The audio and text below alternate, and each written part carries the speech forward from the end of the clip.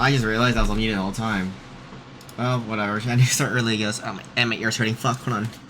My fucking glasses suck so bad wearing headsets. I hate. Like, how do people wear glasses on with headphones on and not fucking hurt their ears? Okay. Okay, anyways, well. We're starting.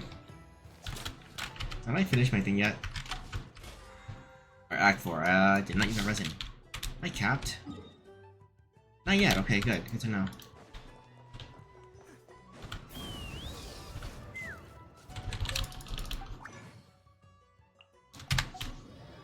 Okay, that's me 30. Resin to burn, but I don't have any more to burn it, so I'm just gonna... Let's do that. Oh, man, I don't hear my Pokemon just went off. Alright. Okay, let's get my story team back out and resume the story. Yeah. I'm tired, but you know, it is what it is.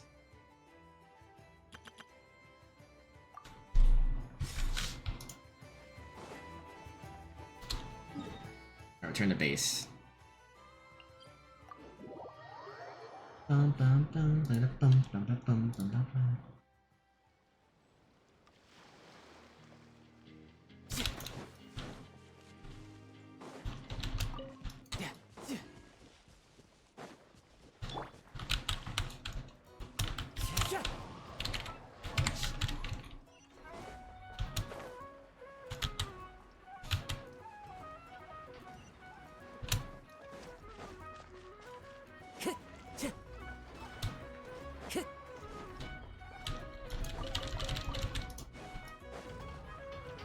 Save me. Oh. Sorry, Nefa. Time to go.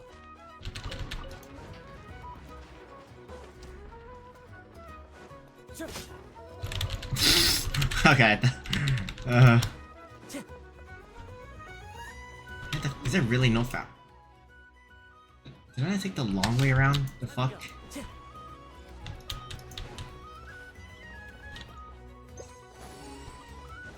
I need to finish submitting this 100% this area. I'm lazy.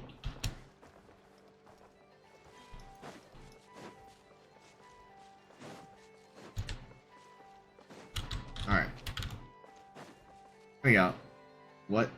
Are we... Oh, do you think the others are making good progress? Hope it's all going smoothly. Oh, hey look! They made it back as well! Flintz! Llama! How'd it all go? All is well, thank you. Nefer and Yehoda had to stay at the curatorium to wrap things up, so they won't be joining us for now. I ran into Miss Anefa and Miss Aino on the way back. Their work is still in progress, so I suspect they won't be back for a while. You seem rather cheerful today, Mr. Flintz. I certainly am. I achieved what I set out to do and came away with more than I bargained for. More than you bargained for? Fighting alone can get quite tedious. I Oh. had the good fortune to run into a pair of brave young warriors. Oh. That's... We meet again. Albedo! What are you doing here? I guess to save Vorka. That would be a natural assumption to make. These two courageously lent me a hand while I was fighting the Wild Hunt. When they told me they were Servarka's colleagues, it all made sense. And given how people of outstanding talent tend to cross paths, it's no wonder you're already acquainted. So, who's your travel buddy, Albedo? Why don't you come and introduce yourself? Hello, Durin.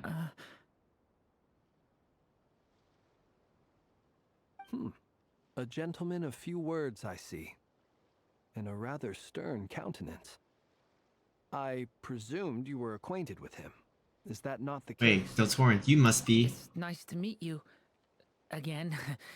We've technically met before. Wait a sec! You're Minnie Durin! That's right. It's me.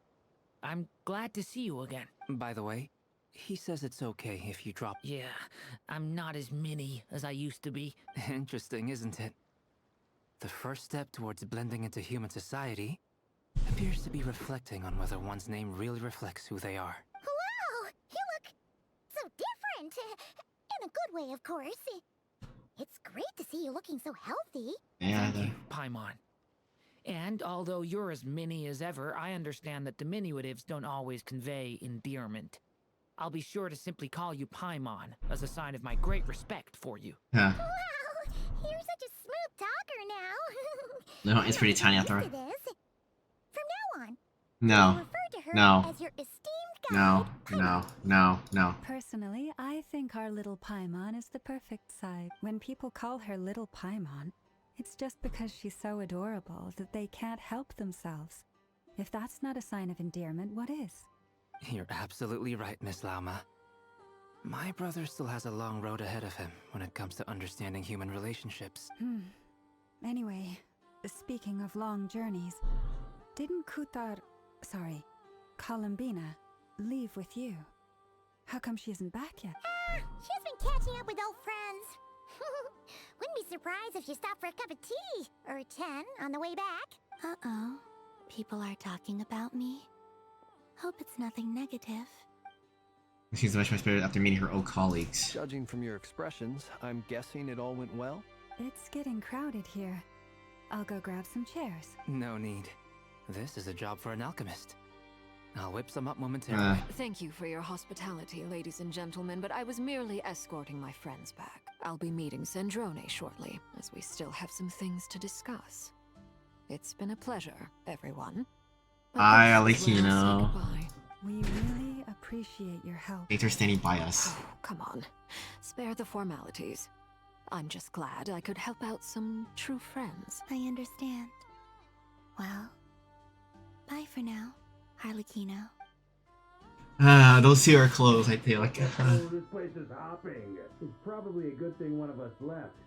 Otherwise, we might not fit all these people in. Are you saying we're about to run out of chairs? As a matter of fact, I am. Come on in and see for yourself. And Act 4. Alright, let's start it. Hopefully I can finish it by tonight and not fall asleep.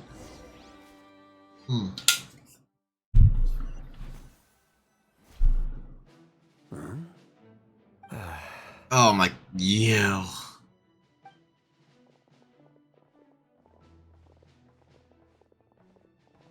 I overheard your little chit-chat outside, by the way. With Miss Columbina's colleague gone, we should be back to the original crew plus the other colleagues I brought in. Though, it looks like we have another new face. Someone else managed to rope in a colleague too? Sorry, he's probably here for us. Frankly, you and Paimon are the only people I know here. This here is Deansliff, colleague of Tibet's greatest guide, Paimon, and greatest adventurer, the Traveler. Well, not exactly colleagues, more sort of friends. When someone else jumps in to do the announcing, you know you're speaking to someone important. Let's hear what he has to say. Note to self. Once Paimon knows your name, the rest of the world will soon follow. When he comes looking for us, it's usually something important. I'm guessing you've heard about the Wild Hunt then. From the looks of it, you're about to hold a meeting. If I were to say that the Wild Hunt is our mutual enemy, would that earn me a seat at the table? As the saying goes, the enemy of my enemy is my friend. Mr. Dainsliff, there's a seat with your name on it, though I can't promise the same for everyone else. Hey, Albedo, think you can rustle up a couple more chairs? After all this time apart, Grandmaster Varka's first order is to rustle up a couple more chairs. I've missed this. Is he being sarcastic? Hey, he's your brother. Why are you asking us? I've still got a lot to learn about the nuances of human conversation. Trying to decipher Albedo's way of speaking has been like jumping in at the deep end. Oh, good point. Paimon gets you now. Don't sweat it. There are people who go their whole lives without getting the That's hang of it. honestly You're true. ahead of the game already. Look at you, Plum. I expect our encouragement. I wonder what's taking Nefer so long. Perhaps you should go and check in with her. If anyone can hurry her along, it's you. I just got back from the curatorium. Besides, aren't you curious to see what's taking her so long? Miss Nefer doesn't strike me as the type to share secrets. And since gathering intel is her specialty, I'm guessing she'd prefer to keep her methods confidential. Under such circumstances, would it not be tactless for me to impose? Oh, but it's fine for me to impose. What can I say? You have an unrivaled ability to garner people's affection, Miss Moonchanter. Besides, you have far more in common with her than I do. All right then. Yeah, he just got back and make her walk again. Impressive. She barely fought back at all. I admire your powers of persuasion, my friend. Flins. As I'm sure Miss Lauma will realize soon enough, the trick in life is to always pitch in with other people's responsibilities so that you can be selective with your own. Another trick is to simply hide in the background. Spoken like a true sage. Anyway, looks like we've got some time to kill before the meeting. Let's take a little breather, folks, and feel free to chat amongst yourselves. We'll get down to business once the other two arrive.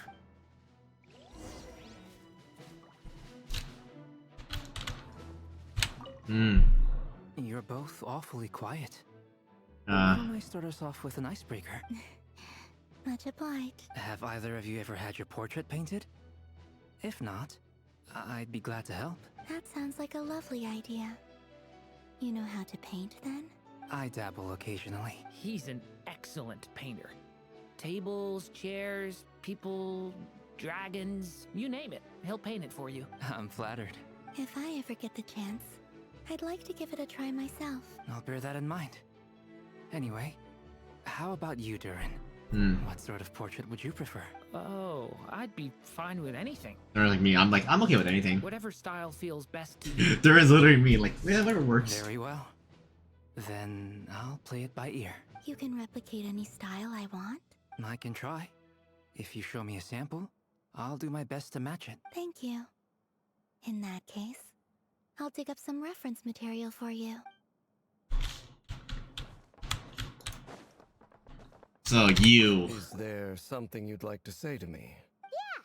For starters, why'd you just show up here without even giving us a heads up? If you think back to our previous interactions, you may recall that that's hardly out of character for me. You do have a point there. Sort of out of combination. Sort of out your combination yet? Oh yeah! You'll need to find somewhere to stay the night too, right? Wanna tag along with us? You never know. We might get a group discount. Sure. Let's do that. Great! Paimon will handle it. And in return, we can get Dainslift to be our very own personal Good thing I'll If that's what you had in mind, you should have said so sooner. I'd be happy to help. Oh, okay then. Paimon was only kidding. Paimon. Anyway, since we're all here together, we might as well watch each other's backs. That's just what friends do, right? Indeed. Thank you. I don't know. You're always popping out, as always. Truth be told, I can't remember the last time I was in a meeting with so many people. You're not alone there, my friend. The Lightkeepers also struggle to bring everyone together for a serious discussion. I don't doubt that. I've only ever met two Ratniki, one being you, and the other being that young guy, Itlua. Itlua is a good apple. I'll give him that. He's kind, honest, and regularly delivers supplies to my lighthouse. A true Ratnik to the core. In that sense, he puts me to shame. So you're what? A fake Ratnik? That's what it sounds like you're saying. But I get the feeling that's not quite what you meant. Come on, why the awkward silence? Sorry. I'm not even gonna bother trying to hide it. You've known all along, haven't you, my friend? Now that was an awkward silence. Let's just keep this between ourselves. Probably best if Itlua doesn't know, huh? That goes without saying. Gotta be careful what you share with youngsters, after all.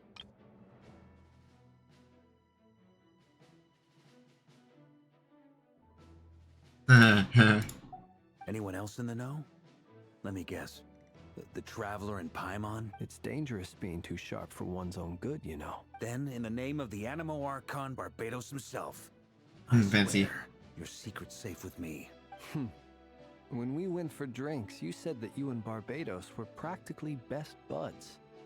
In the light of that claim, do you really expect me to take your oath seriously? Of course. Just as long as you don't go spreading around the fact that I'm close with Barbatos, all right? Yeah. Venti. I love Venti so much. Nothing like a bit of mutual leverage to seal the bonds of friendship. Alright. Not long after.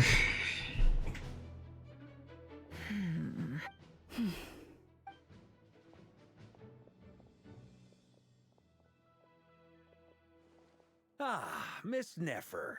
You made it after all. But what about Yehoda? I'm here to give you an update on how things are going on our end. Once this is over, I'll be heading straight back to continue my work. Damn. I left Yehoda back at the Curatorium to watch over things while I'm gone. Huh. So much for just this once. Shh! Not so loud! We're on a roll here. What if she remembers and suddenly decides to back out?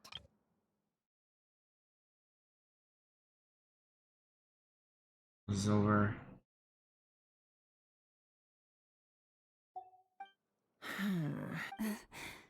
Did you say something, Mr. Varka? Huh? I didn't say anything. Right, Flints? Must have been a frog. They get so noisy around here at nighttime. Oh It's my like they're god. putting on a concert in the background. Anyway, before we begin, there's a few introductions to make. Let me start by saying that it's an honor to be speaking before so many distinguished colleagues and collaborators. First up, we have Miss Lauma. As Moon Chanter, she's the leader of the Frost Moon Scions, a local religious community in Nodcry. Then there's Miss Nefer, boss of the Curatorium of Secrets, an intel gatherer extraordinaire. Nefer is leading the investigation into Rarer's background, assisted by Yehoda and Lauma. From the little I've heard, they're making some great progress. Over here, we have Mr. Flintz, a Ratnik and guardian of the abandoned lighthouse. In our last operation, he courageously distracted the Wild Hunt to buy time for the rest of us. For those of you who've never met, this is Mr. Albedo, a renowned alchemist and captain of the Knights of Favonius investigation team. By his side is a new face for us all, myself included, Mr. Durin, who has come to lend his aid. Next up, we have the Moon Maiden and former Fatui Harbinger, Miss Columbina. Then we have the Traveler, who's earned more titles than I could possibly hope to list out, so I'll spare you the rundown. And Paimon, the ultimate travel companion, and quite possibly the best guide in all of Teyvat. Wow! That's a lot of people! Miss Nefer, it looks like you might have another job coming your way, so, congratulations on the booming business, I guess. You think I haven't got enough on my hands as it is? Who's looking for me now? That would be me, Miss Nefer. I have a commission for you. And you are? Who I am doesn't matter right now. What does matter is that I'd like you to gather more intelligence about the Recher of Solnari. Well, it's not as if we never take on anonymous commissions. But in your case, I'll have to decline. I'm gonna take a wild guess and say your job's probably more hassle than it's worth. Something about you seems like bad news. It's my eyes, isn't it? Conrian, I assume. And what's with the mask? Are you trying to hide your identity? In any case, the fact that you're even still alive raises an awful lot of questions for me. My name is Dainsleif. And yes, I am from Conria. As I'm sure you're aware, the Recher of Solnari's real name is Rerir. He was once an acquaintance of mine. Really? Then you must have been quite an influential figure yourself. You flatter me, but none of that matters anymore. My point was simply to clarify why I have asked Miss Nefer to investigate Rerir's background. So you're both from Conria, and it sounds like you used to be friends? What am I missing here? Yeah, Surely you some more already know knowledge. how he became one of the 5 sinners. I'll tell you everything I know. The history of Conria, the names and identities of the 5 sinners. I remember it all like it was yesterday. I have never spoken openly of this before. But the truth was exactly as people say. The 5 sinners were each driven by their own desires, and it was by playing upon these that the Abyss tempted them to their fall, tearing Conria apart in the process. The visionary, Vedifenir, who wished to foretell the future. The wise, Haroptatir, The wise. who sought limitless knowledge. Gold, Rhindaughter, who desired to create life.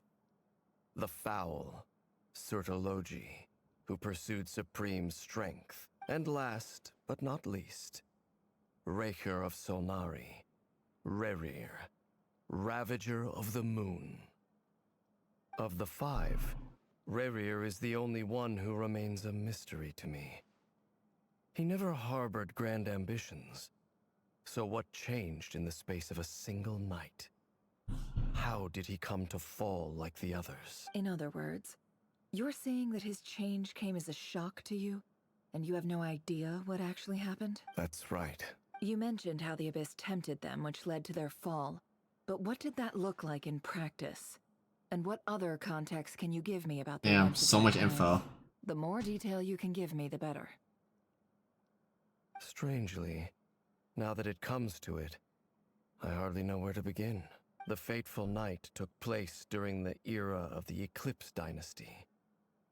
One day, my elder brother, the visionary, Vedifenir, was summoned to the palace by the Vinster King, only for the king to gouge out his eyes and cast him into the dungeons. When I came to hear of this, my fury knew no bounds. I gathered together every ally I thought I had, and together, we set a night to storm the palace and free Ved. Centuries on, the memories of that night still haunt me, like a never-ending nightmare. We broke through the palace gates, just like we had planned, each striking towards our separate targets. But then, I was betrayed. Even Vedifenir, the very person I had come to rescue, abandoned me and partook of the Abyss's power. So, it's personal after all. Then tell me, Mr. Dainsleif, what price are you willing to pay? You, of all people, must know that nothing comes for free. I cannot say what price would be worthy of such a commission. But know this. Rerir was not always a madman. Believe it or not, there was a time when he was just an ordinary man, working for the Kharian Intelligence Service. Uncovering the truth of Rerir's past is the only way to unravel this mystery. But before you decide if you will accept my commission, I will tell you more about him. Enough, I hope, to help you plan your next move. Sounds pretty good to me.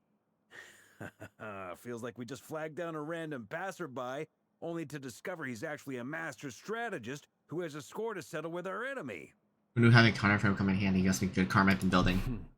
Can I borrow your halo? It could be useful in the lighthouse. Hey, enough with the wisecracks! Besides, isn't that lamp of yours bright enough already? Relax. It was meant to be a compliment. If that was a little over the top for your liking, I'll make sure to tone it down next time. I'll give your proposal some serious thought, Mr. Dainsleif. Let's speak in private once the meeting is over. Before that, there's a few things I'd like to share. We got me the name at SMU Mirror was retrieved from Crimson Moon Space. The name chose to help you of her own accord, reporting how the hearts of Vayne are finally in your hands. Now that we've united the hearts of the three moons, your power should be greatly enhanced. But it seems like that hasn't happened yet. I believe it will take a little longer. You've done so much for me, so I want to be completely honest with you all. Even though I'm doing a lot better now, the truth is, my recovery will likely be an ongoing process. From the moment I was born, my power has been slowly ebbing away. And that is because Teyvat has never accepted me. Even with the moons united as one, it seems my rejection cannot be undone. So far, I have yet to find a solution. It may turn out to be a problem that will plague me until the day I finally leave this place behind. Even so, I will do everything in my power to help you drive out the Raher of Solnari. As Arlecchino put it, this is not about chasing the spoils of victory. It's just a gesture of heartfelt gratitude. Kutar. He seems a lot more energetic and positive than she did first met. Defeating the Raher of Solnari will be no easy task. While my strength slowly recovers, we'll also need to gather more intel. Naturally. We should take all the help we can get if we hope to defeat him. We've considered several viable plans now. But our choice hinges on the answers to a few key questions. Is it even possible to kill Rerir? What experiences shaped the person or monster he became? And what's he really after? Given Albedo's expertise in alchemy, I think we should leave him to try and answer the first of these questions. Let's see. Is it... Understood. As for the other two, I'm afraid we'll have to count on you again, Miss Nefer. Believe me when I say it's not my wish to burden you. But right now, relying on your skills is our only option. So you're placing all your hopes on me, huh? We can't thank you enough for agreeing to help us. Honestly, I can hardly believe how lucky we are. You sure have a talent for changing your tune, Miss Moonchanter. Timid like Yehoda one moment, then Flintz's insincere flattery the next. Ladies, please. I must have stepped in a betrayal of me. That's all. Feel free to keep bickering. Just pretend I'm not here. I almost don't want to leave this room. I'm curious to see how this plays out. I have faith in you, Miss Nefer. Something tells me you'll stand by us until the very end. Oh? And what makes you so sure of that? What if I suddenly decide that my compensation is insufficient? This isn't about the money. I can sense that you've got a deep-seated distaste for Rerir. And knowing you, that alone is motive enough. Look at them getting along so well. Like two peas in a pod. And I'm the one they accuse of insincere flattery. There is no justice. Miss Lauma, you have to understand something. Unlike you, I don't actually enjoy having everyone's hopes on my shoulder. Is that right? Well, maybe the fact that I'm willing to put my hopes in other people says more about me than you.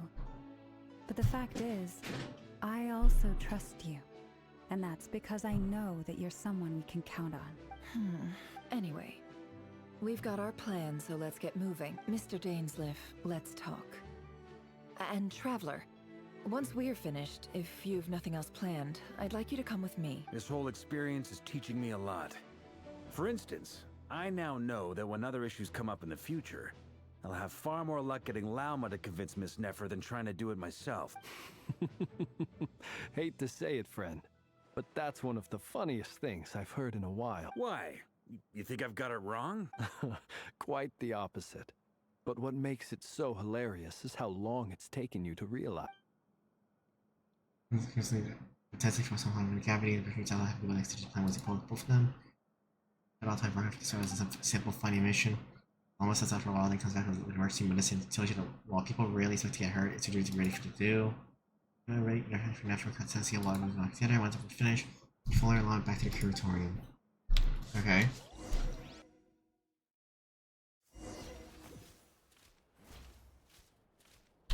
Time to go.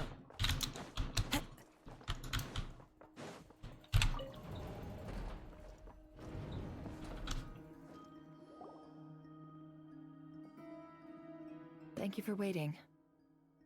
It's okay. We actually used the time to help Dainsliff get a room at the hotel. That's very considerate of you. Now, I trust you share my curiosity about Rerir's past, and you seem fairly familiar with Mr. Dainsliff already. That's right, we've known each other for quite some time We now. spoke at some length after the meeting. He was the one who suggested I should invite you to join this operation. He feels confident that these secrets will be safe with you. Dane has a lot of faith in us, that's for sure. Thank you for trust too. Likewise. I appreciate that you got right on board without interrogating me about why I invited you. It shows that you trust me to explain everything in due course. That's because we know what you're capable of. We appreciate you too, Nefer. Uh-huh. You might have been forced to help in the beginning, but this time, it was your choice. That's one way to put it. Another is this, that once a decision's been made, it's set in stone. After that, my only goal is to see it through. Alright, so here's how it is. I'm going to access Rerir's thoughts again using my confidential method. Now, I'm sure you've seen things like this before on your travels, so you're surely well aware of how dangerous it can be. The reason I've gathered you all here is to ensure my safety during the proceedings. I plan for us to enter the fragment of his consciousness together, and once inside, I will focus on searching for information. Think of this as a diving expedition into someone's brain. If I'm the diver, you are my safety equipment, tasked with keeping me alive while I'm under the surface. Once the ceremony begins, we will all be spying on privileged information. But in the interests of safety, you must remain absolutely silent at all Yeah, times. Paimon. We will discuss our observations after the ceremony has concluded. Lastly, any individuals of a weaker constitution are advised not to Yeah, partake in the Paimon. ceremony. In any case, Paimon has her own job to do, which requires staying in the room but not joining the ceremony. I guess she especially left out these confidential of her comments about it. He's a brain dive techniques are a trade secret. Well, good luck, everyone! Sounds like all Paimon can do is cross her fingers and root for you guys. There's a little more to it than that. I was being serious when I said you have a job to do. While the rest of us are inside Rarir's mind, it's imperative that we have a team member on the outside. In the event that something goes wrong, you will be our first responder. I don't anticipate any issues, but the extra level of safety will be greatly appreciated. I second that. This is a dangerous operation here, and you're our whole rescue team. That's pretty much the most important job in the— So, Paimon's like the lifeguard? Yeah, that makes sense. Good. Please, take a seat. We'll get started momentarily.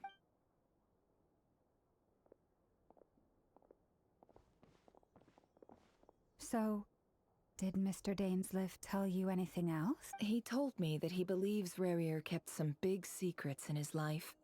He's not sure that they were the cause of his eventual downfall, but he's asked me to uncover what those secrets were all the same. But surely you're not planning to go through with this, no matter the cost. If you think that, you'd be overestimating me. I'm a businesswoman, not a mercenary. But I do have my own professional reasons for taking this job. You think I'd turn down the opportunity to get a first-hand glimpse into Conrian history? No chance. Well, as long as you don't let morbid curiosity get in the way of safety concerns, we're good. We'll do whatever we can to help you. You're such a killjoy. Incense candles, it was like something original. The Nefris does no attention sharing traditions, but now it's not exactly the moment to cry. See, chest set on the table. Could that be something to do until gathering methods? Alright, I'm good to go. All set over here too. I'm ready as well. Promise, Paimon, you'll be extra careful. He promise. Let your whole body relax. We're about to begin. Close your eyes.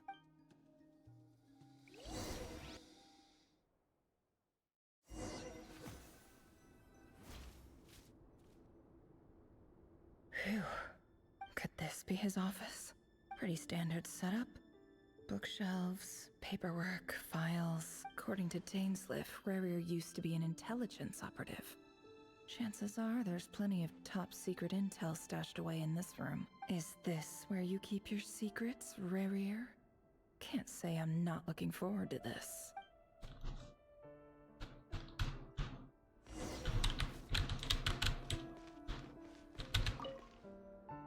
A box containing a ring inlaid with a precious gem. Must be for his girlfriend.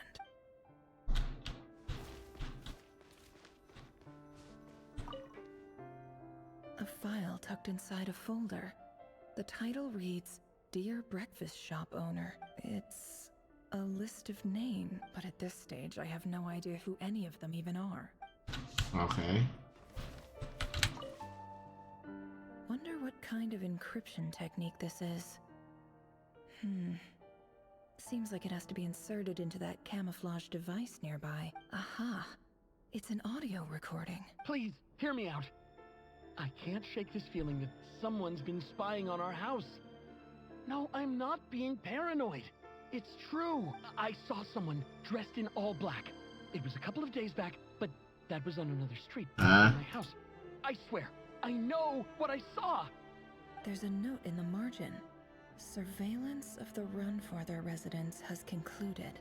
We apprehended the target and filed the mission report last night. Could the voice in the recording belong to one of Rerir's targets?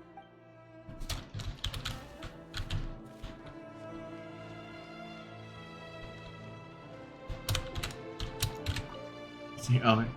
Bookshelves full of documents. Looks like these are all files, packed with the personal details of individual Conrians. The Crimson Moon dynasty preceded the eclipse. Since Rerir worked as a secret agent during the latter, it stands to reason that he was tasked with purging remnants of the old dynasty. Yep. Lines up exactly with what Dainsleif told me. Okay, that's everything. I think that's everything.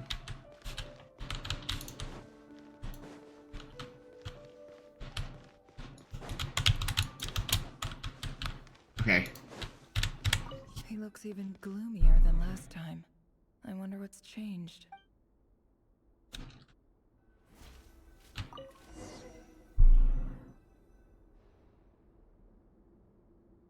Today's files are in. Time to wade through them just like usual. Male, 51. Occupation, cook. Confirmed Crimson Moon descendant. Has maintained frequent contact with other descendants over the past year. Poses a threat to the dynasty. Neutralized.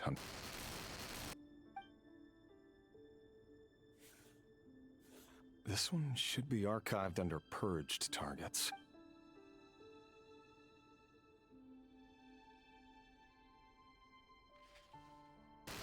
Female, 23. Occupation, office clerk. Confirmed Crimson Moon descendant. Has maintained frequent contact with other descendants over the past year. Poses a threat to the dynasty. Neutralized. Another one for purged targets. Sounds like she was that other man's daughter. Never mind.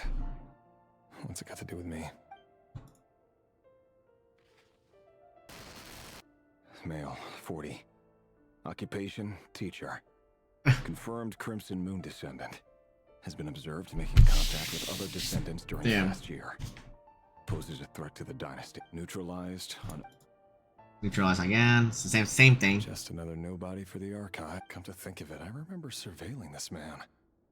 A case like his never would have been considered a priority in the past. Huh. He barely even interacted with other Crimson Moon descendants. Female, 16. Occupation, none. Bro, really? And confirmed Crimson Moon descendant. Has been observed neutralized. Is that gonna say confirmed? Filed. I have no recollection of this girl. None whatsoever. She doesn't seem to be anyone important, but then again, how many of them really are? Female, 13. Occupation, none. Orphan and confirmed. Bro, what? Crimson Moon. Is that your same reasoning for every time? Observed making contact with other descendants during the past. Neutralized and filed. You don't remember? Male, 11. Occupation, none. Orphan and confirmed Crimson Moon descendant. Has not been observed making any contact with other descendants during the past year. What? Poses a threat to the dynasty. What? Neutralized and... Wait, okay, that's the first, but hasn't that?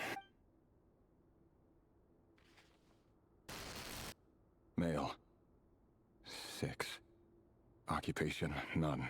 Bro. Orphan and confirmed Crimson Moon descendant. Poses a threat to the dynasty. It's funny, isn't it? Your job is becoming both harder and easier at the same time, depending on how you look at it. Huh? Sooner or later, the Crimson Moon descendants will be completely wiped out.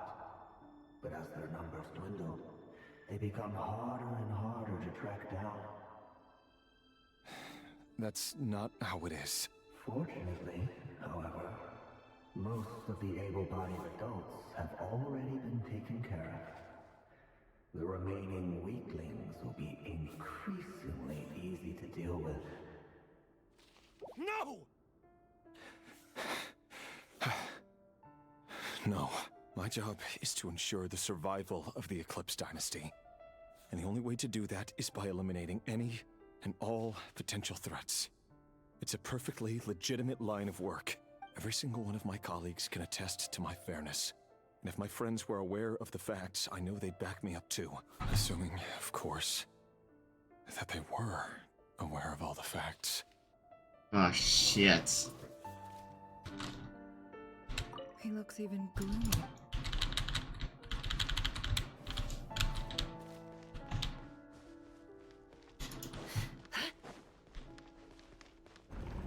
No.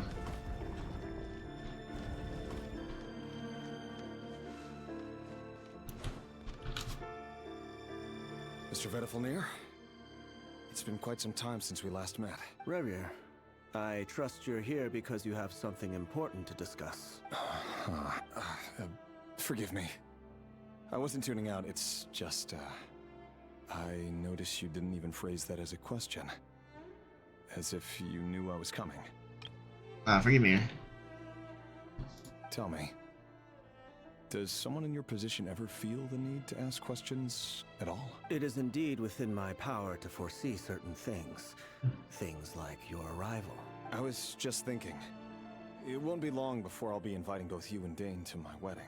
That isn't a lie, but nor is it a fact as such. It's a wish, isn't it? No fooling a prophet, is there? Ever since that day we met for drinks, I knew it was only a matter of time before you came looking for me. Does it feel good? Knowing how the future will unfold. I'm afraid the notions of good and bad fail to capture the complexity of what such a power entails. Once you've seen what will come to pass, it can be all too easy to succumb to fear and melancholy. Unless, of course, you learn to abandon these feelings.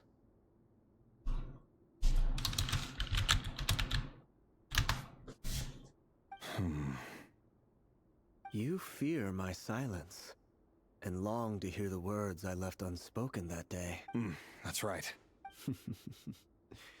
You must have noticed my reluctance to broach the subject, and the reason is simple. Because the truth could never have lived up to your hopes. For both our sakes, such words are better left unsaid. The burden of prophecy was never meant for your shoulders. So who exactly do you deem worthy to hear your prophecies? None but our exalted king? Or rather, our king as he once was. You're closer to his majesty than I am. You must know better than anyone how much he's changed. You say that as though it is to my benefit. Yet precisely because of that, I dare not speak rashly. A king can turn out to be the most virtuous of rulers, or a tyrant more terrible than the most vicious of dragons. You are so wise and far-sighted, yet still you would have me live in fear of the unknown? You make a fair point. Especially given my silence alone was all it took Yeah. to send you spiraling downwards. Very well then, let me offer you some advice. And I say this not as a prophet or a visionary, but simply as the brother of your friend. For many reasons, there is very little chance of your marriage ending in happiness. If happiness is what you seek, you should find another fiancé. Uh-oh. There's that same black fog again. Could this memory belong to Thelindis? Uh-oh. Guess I'd better tread carefully.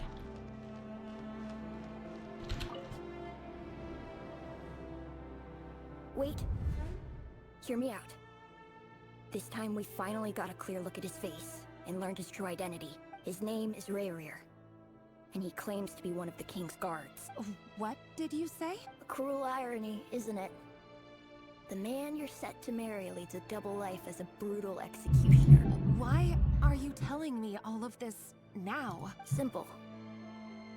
It's because I want you to kill him. You are the only person he would never suspect. No, absolutely not.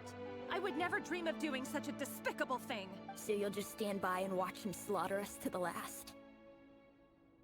Do not forget that the blood of the Crimson Moon flows in your veins too. The blood of the Crimson Moon? What does that matter now? The dynasty has long been dead and gone. You think that alone is reason enough for me to throw away everything I have? Why wouldn't it be? You too were once a child of the Crimson Moon, just like me. Don't tell me you've never felt so much as a flicker of fury for the way we were trampled into the dust. As long as you promise to abandon this pipe dream of restoring your dynasty, I can try to persuade him. Or have him persuade the Vinster King. Persuade the Vinster King? Do you even know why he's so obsessed with hunting us down? Why he keeps trying to force us to hand over our secrets? Over and over again? Or why we refuse to give up on restoring the dynasty? The Vinster King. A blind fool. His eyes clouded by powers from beyond this world. A petty little man with a miser's heart. And he dares to sit upon the throne? Mark my words. Sooner or later, Khaenri'ah will fall. And it will be his doing. If you can't bring yourself to do it, so be it. Just you watch. It won't be long before calamity descends upon us all. The Rehir of Solnari. That really is quite a secret you've been keeping from me, Rerir. But who am I to talk? Am I really any better? I've kept my own past a secret this whole time too. Love should be built on honesty. But ours was born from lies. And yet, is it really so wrong to hide things that would only make life harder? If we don't cover up the parts that no one else should see, how can we go on pretending to be normal? Vedifulnir must have known all this. And that's why he made his prophecy. In the end, nothing stays hidden forever. But I won't just sit by and watch this disaster unfold. I'll do everything in my power to protect what I cannot afford to lose, no matter who I have to face. What? Uh-oh. Huh? Was that Rerir who just walked past the window? Doesn't it give you the chills that he still takes the same road to work every day? As if nothing ever happened. Those people at the deli. Enough already. They're clearly pretty taken by their own disguises, so just smile and play along. Pull the rug from under beasts like that, and you'll risk having your throat torn out. Deli? Oh. They're talking about those people from the opposition. Right. I'd almost forgotten they used to run a deli. People of no consequence always vanish so easily. And no one even remembers them.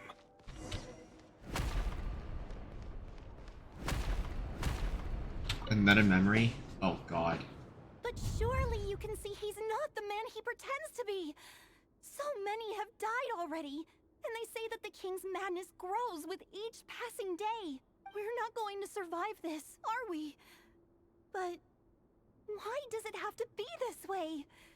Do we really deserve to die just because of the blood that runs through our veins? Felindis, are you even listening? Sorry, Freether. My mind was off wandering. I heard you, though. You're talking about what Rerir said. He's just following the king's orders. He's a secret agent, and it's his job to hunt down rebels and dissidents. By the time you first met him, he'd already taken lives. Maybe he was using you from the very beginning. No. Rerir has no idea I have anything to do with the Crimson Moon. My family are only distant relatives of the main lineage, and besides, my eyes are perfectly ordinary. Truth be told, apart from my teacher, pretty much no one knows I have any connection to any of it. It's been a long time since my family severed ties. But as Orlog said, who could possibly talk sense into that raving lunatic of a king? No one. I'll work something out. Trust me, I'm with you all. But for now, you need to keep yourselves hidden.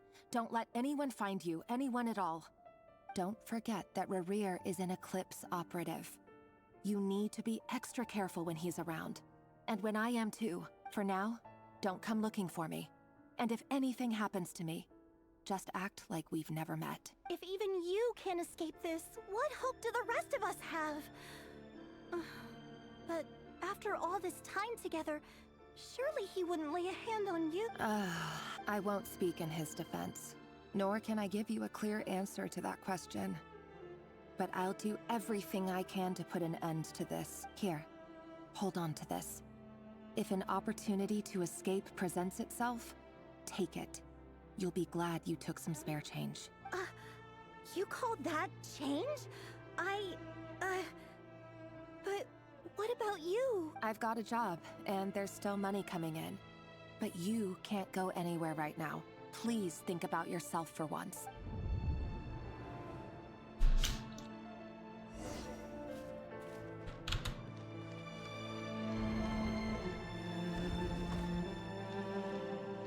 Go to the training room. Another day, another round of assassination training. Training ground is just beyond this hidden passageway. When you kill a person, doesn't it follow when you end up covered in their blood? No. Why would it? Aren't we all just walking blood bags? But not everyone is accustomed to hunting down others like prey. You've been a hunter for so long now, you seem to have forgotten that most people don't just go around killing one another. Leave me alone.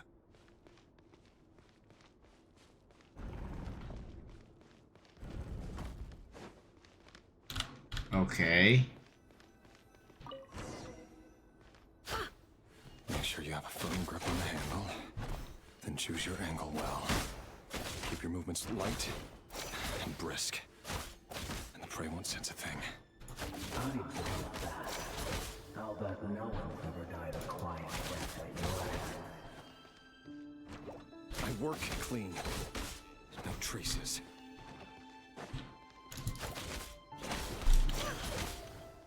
It all adds up. That doesn't make it open above board, though. The king just happens to need you right now. What if someday he doesn't? That won't happen. We say, ever since you fell into the cell of that hour, he only had you take out a handful against you. Now, The ones I dealt with have always been guilty. And I've carried out my work flawlessly.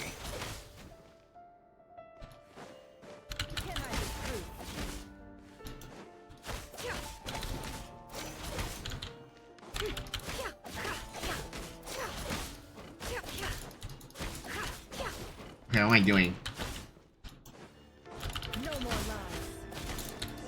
you know why Columbus didn't accept your proposal, don't you? Was it because he didn't trust you? Or something else? Oh shit.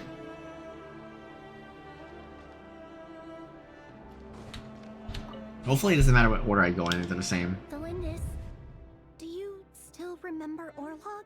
Orlog. The boy who was pretending to sell flowers. You spoke for quite a while, didn't you? Yes, we did. What about him? He was arrested 2 days ago. Chances are he's already dead. He... I just don't get it! After everything he's done, why do you still stand by him? Or does it mean nothing to you that people keep dying? No, that's not... Just hear me out. I need to go now, Thelindis. They're looking for us. You take care too. If you ever need a place to hide, come find us. Oh shit.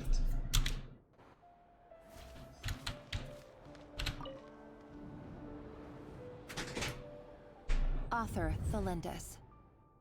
Over the course of this week, the research object was subjected to interference for a total of 47 hours for experimental purposes.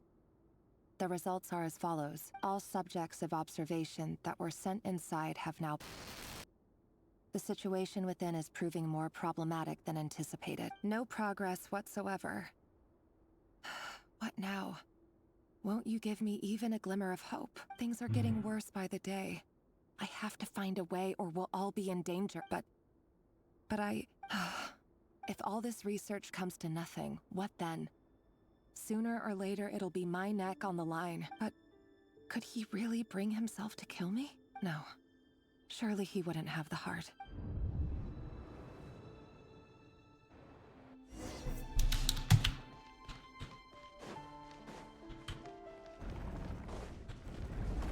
Oh.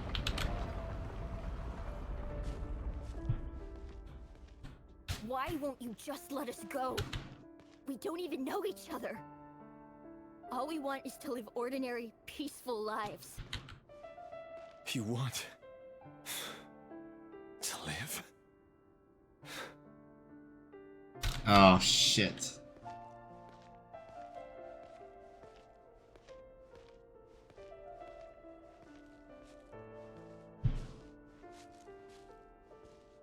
Yes.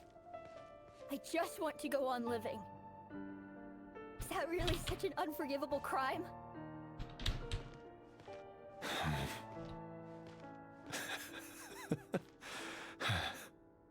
You want to go on living. I want to keep living too. To keep living forever. That's why I have no choice but to continue on the path I'm on. If only some savior would suddenly swoop down and change the way the world is. Too bad that's not going to happen.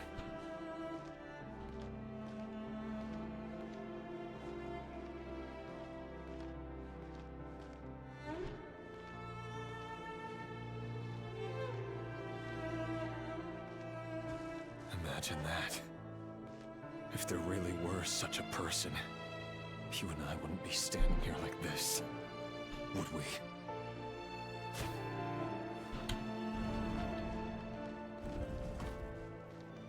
Uh-oh. So these files are in. Time to wade through them just like usual. No, I don't get tired of it. It's my job. And not only am I lucky to have it, I'm good at it too. Uh-oh.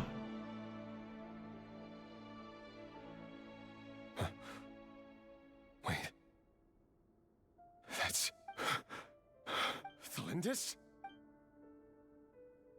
No. No.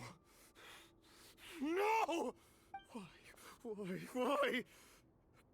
But you bear no mark of the Crimson Moon. How could you possibly have anything to do with them? It cannot be. Oh, so you kill. A diluted bloodline. Carefully concealed. I see it now. You've been living in the shadows just like me. What a fool I've been. Numbing myself with talk of justice. Even imagining my friends would back me up. But in the end... God. Irminsul. Finster King! How far are you going to take this? From the direct bloodline to secondary offshoots? And then what? Today it's the descendants of the Crimson Moon. Who will it be tomorrow? Will you not rest until everyone down here is dead? No. This cannot go on. This is where it ends. Uh-oh.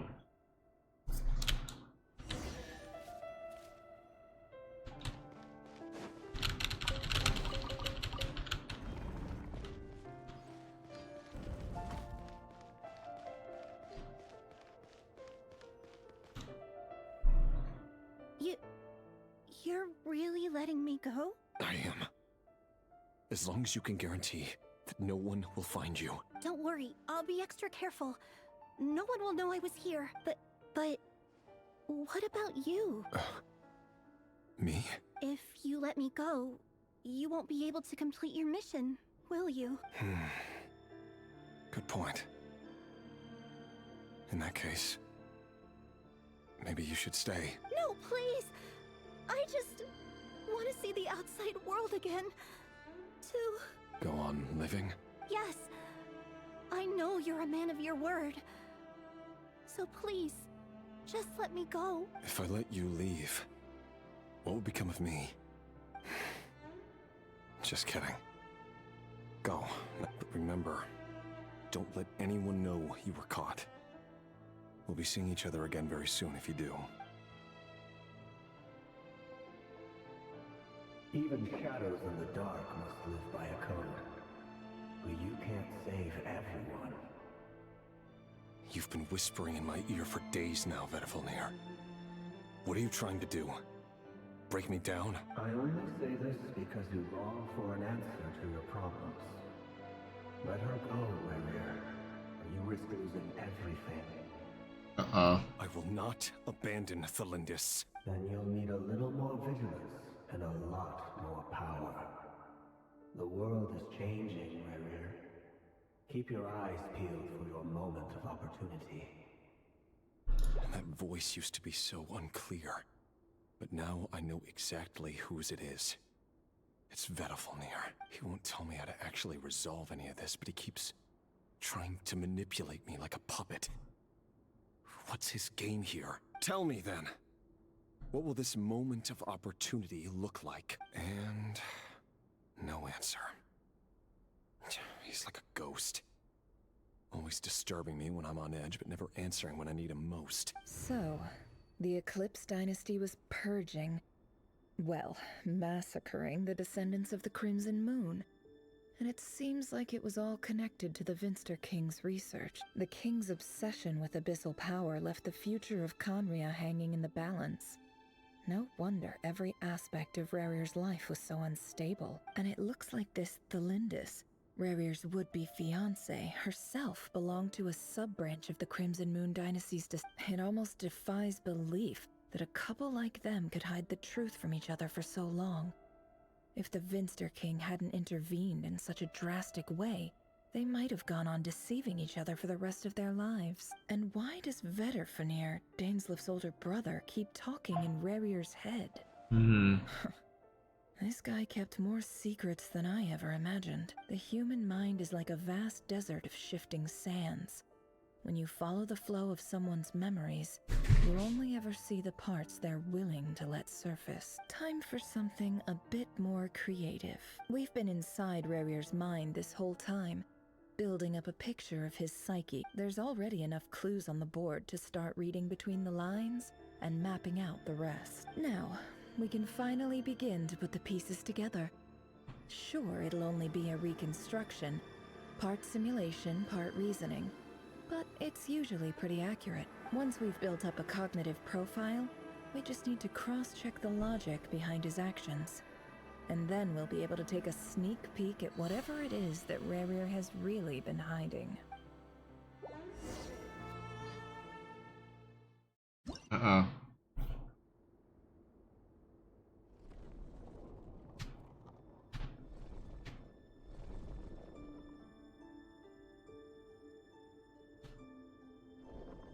Rerir, are you there? Remove piece consumes action points. When all your action points are used up, it will return to the previous save point. A piece moves to a square with this marking.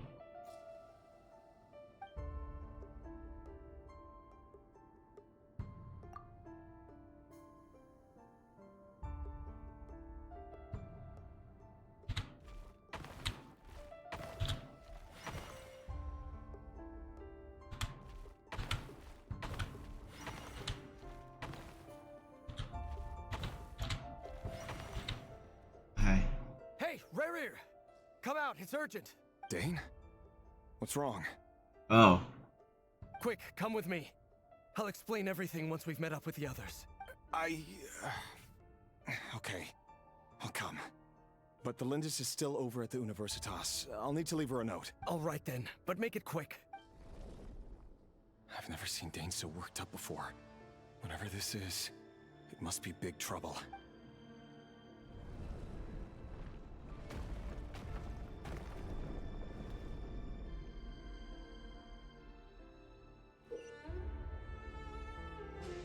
Martirish.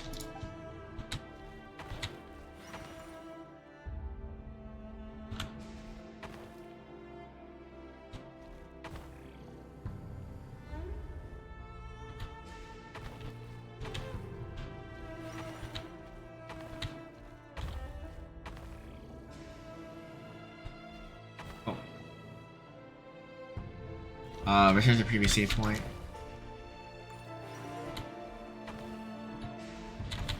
Okay. Okay.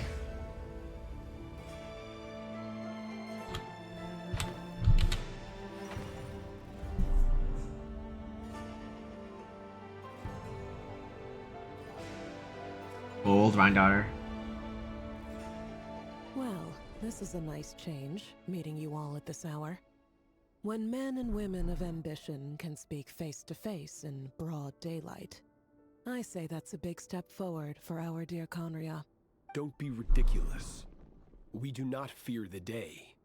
Why would we seek refuge in the night? You might ask your blade that same question. I'm told it prefers the cover of darkness. The word on the street is that Sertologi only strikes when he has an unfair advantage. But that is patently false. I see you're missing an arm and a leg. Surely only a fair fight could explain that. If this is your way of offering me replacement limbs, believe me, I'll take them. Oh, we can certainly discuss that. With bioalchemy, anything is possible. Oh, dear God. Assuming I have your full support in my research. Lunatic. Roptatir. What brings you here? Why, Dainsleif, of course. He invited me. Please, cast aside your apprehensions, Miss Rhine-Daughter.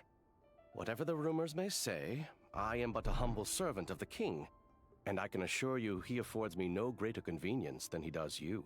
Well, the Universitas Magistrorum won't stop fawning over you. So at least some of the rumors must be true. You're clearly doing well for yourself, so drop the humble servant act. It endears you to no one. You're president of the Universitas Magistrorum, the chief royal mage known as the Wise by royal appointment, and by far the most favored among the 4 pillars of Conria. Vice President Veidt doesn't even try to hide his envy when he sees you. My success is the product of hard work and good luck. It's as simple as that. Were the king not such an extremist, I hardly think I would have received a senior post at my age. Of course, no job is without its gripes.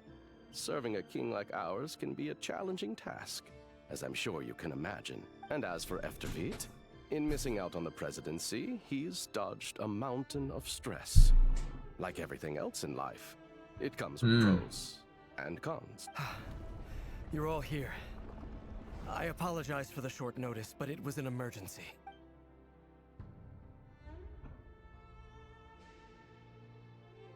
You must be Rarir. Mr. Sertologi. Yes, I handled your case file during your sentencing. Nothing personal, of course. I'm pleasantly surprised that you remember me. You're clearly a person of substance if you've been invited here. But Dainsleif, you'd better have a very good reason for convening this little gathering. It's my brother, Vedalfenir. After he spoke at the court this morning, the king was so infuriated by his words that he had him blinded in both eyes and thrown in prison. Vedalfenir in prison? Strange. I thought the king trusted him and Horoptatir more than anyone else in the world. Does this mean the king's circle of trust just got even smaller? It has nothing to do with trust. It's about what the king wants, which is as clear as day to anyone paying attention. I simply appease him. Fucking because face. it's in the best interests of the Universitas Magistrorum. And also because you're slimy. Vedalfenir, perhaps less so. But still, a visionless visionary? It rather inclines me to think that qualifications are not what get you ahead in Conria. Do you honestly think this is an important discussion to be having right now? Dane, what are you planning to do? Rescue Vedalfenir, I assume. Correct. It will mean storming the palace by force. Tonight. I need all of you on my side. That's far too dangerous. And don't forget, Dainsleif, you're captain of the Royal Guard. You swore an oath to the throne. You've been planning this for a while, haven't you? I have no desire to commit treason. But whatever critique the king may have of Vedalfenir, disfiguring your most loyal subject for putting the best interests of his court and nation first, this is not the conduct of a wise ruler. My blade will force the king to see the error of his ways. So, Vedalfenir's prophecy enraged the king. I'm sure it wasn't what he wanted to hear, but if he won't take counsel even from the Visionary, that is deeply troubling news. The extent of His Majesty's madness is now all too clear. The question is, how does a man like me get out of this situation unscathed? You have noble ambitions, Dane, but I'm afraid they don't do much for a guy like me. I'm not interested in saving the world. All I want is a letter of pardon. A letter of pardon? For whom? Thelindis? The chances of the Vinster King issuing a pardon for anyone connected to the Crimson Moon seem vanishingly slim.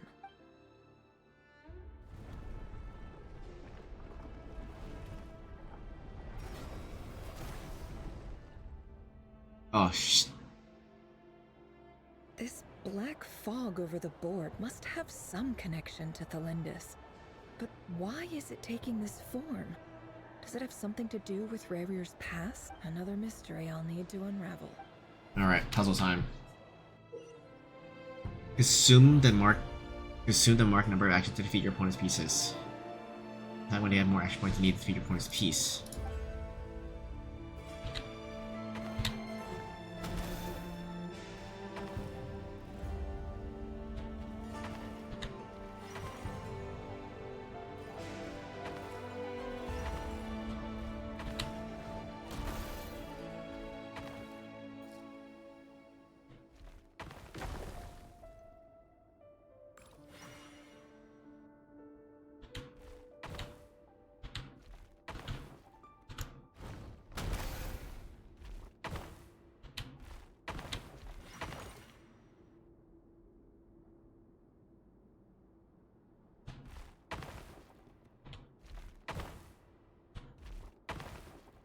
Ah, shit.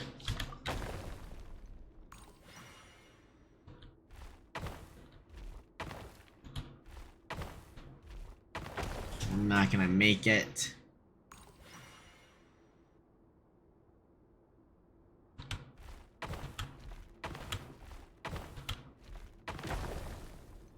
I'm not gonna make it no matter where I go. I have to go up, right?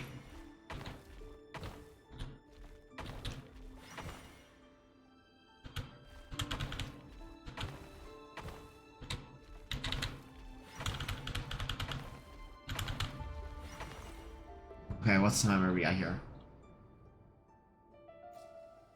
Author Thelindis. Over the course of this week, the research object was subjected to interference for a total of 60 hours for experimental purposes. The results are as follows. Research dating back to the Crimson Moon Dynasty has established 2 points regarding Moon Marrow. Firstly, its origins have something to do with a god's power. Secondly, it serves as a portal to an as-yet indeterminate location.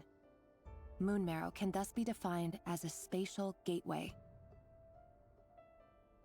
However, there are a number of hurdles to overcome before we can answer the question of where it leads to. To start with, opening the gateway requires a specific power source, which the relevant literature indicates. An enormous amount of power is then required to keep the gate open. Currently, the total power output of our instruments remains in the single digits. To make matters worse, I am now the only staff member remaining in the Moon Marrow lab. The Universitas Magistrorum recently decided to move most of its personnel into abyssal energy research, which has stymied all Crimson Moon-related projects. This is not a wise move. I have always maintained that placing all our hopes in a single source of power is risky, especially one as poorly understood as this, as well as making ourselves overly reliant on a single resource. We are neglecting other promising technologies. I apologize if this comes across as disrespectful. But as a Moon Marrow researcher, I desperately want to see the world beyond the gateway. If we really made it there one day, what would we find? And how would we go about taming the unknown? My imagination is endlessly fueled by questions such as these.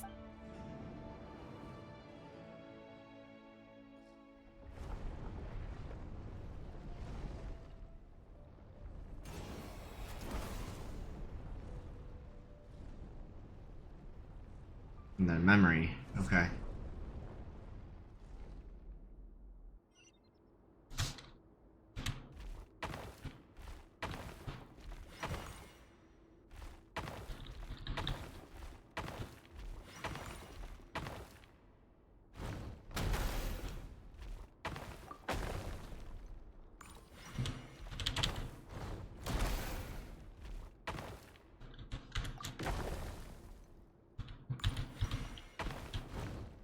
knock him out.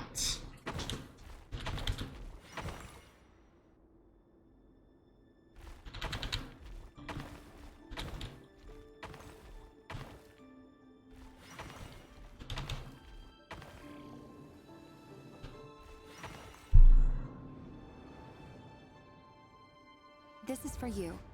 I heard you're gonna leave the city with your parents. Valindis, did you hear about what happened? I've heard nothing. Rerir got back very late last Friday, and he was acting a little unusual, but he slept pretty well, so I'm guessing whatever he did was a good deed. You never saw him, and I don't know what he did. And this conversation never happened. You understand? What if he finds out that you pried into his secret? Don't be silly. I don't know what secrets he does or doesn't have. All I know is he's just a normal guy who happens to run some errands for the king. Are you scared of him? I don't know. The Rerir I know doesn't match the person you all describe. Logically, I should be scared of him. And yet, I don't want to lose him. But enough about that. You should get going, and be careful with the package I gave you. Keep it secret. Keep it safe. What's in it? A piece of the moon. All you need to know is that as long as you keep it safe, then in the future, everyone will be able to see a red moon. A red moon? You mean... That's right. Our moon. Promise me you'll look after... I promise! The Crimson Moon bloodline will never die out. Its light, the color of blood, will become like a fire that flows in our veins, no matter how long it takes.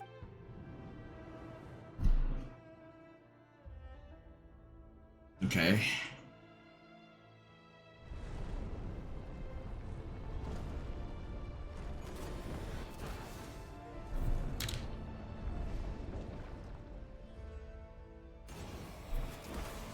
Oh, now I gotta kill these guards now.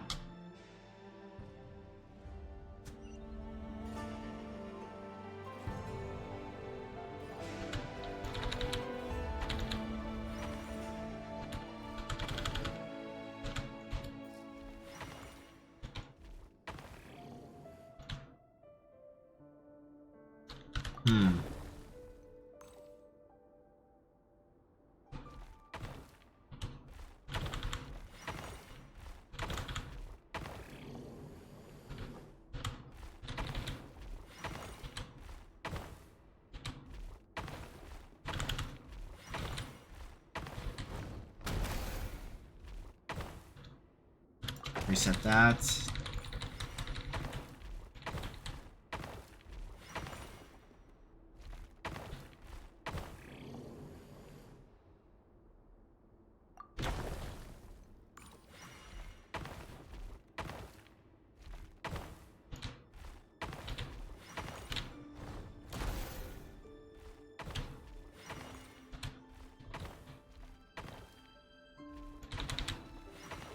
Okay, oh, I need to beat this. Hurry, everyone, and stick to the plan. Sir Dainsleif, what are you? Is this treason? You know what happens to those who betray the throne.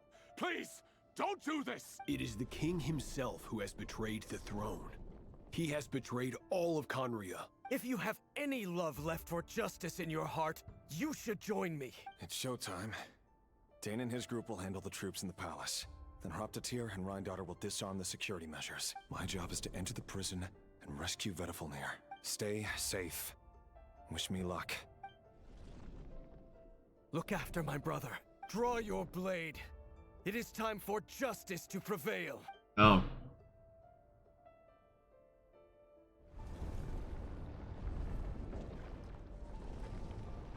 Imagine when we get the anime to see all this. Like, we actually can see Connery and Path when the Genshin anime. This will be done by the story by then, surely.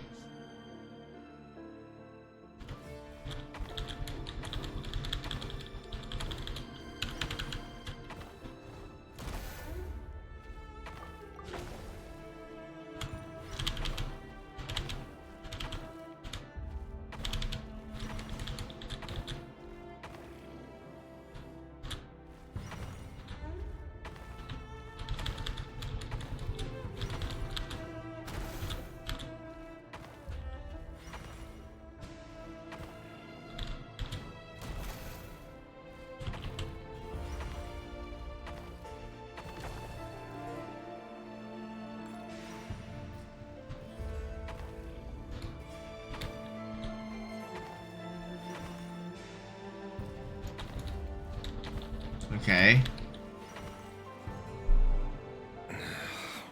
This place is filthy. And the smell is abominable. Clearly, the king doesn't allow his prisoners a single shred of dignity. This is dire. Found you. Hello, Mr. Vedafilnir. It's you. Surprised?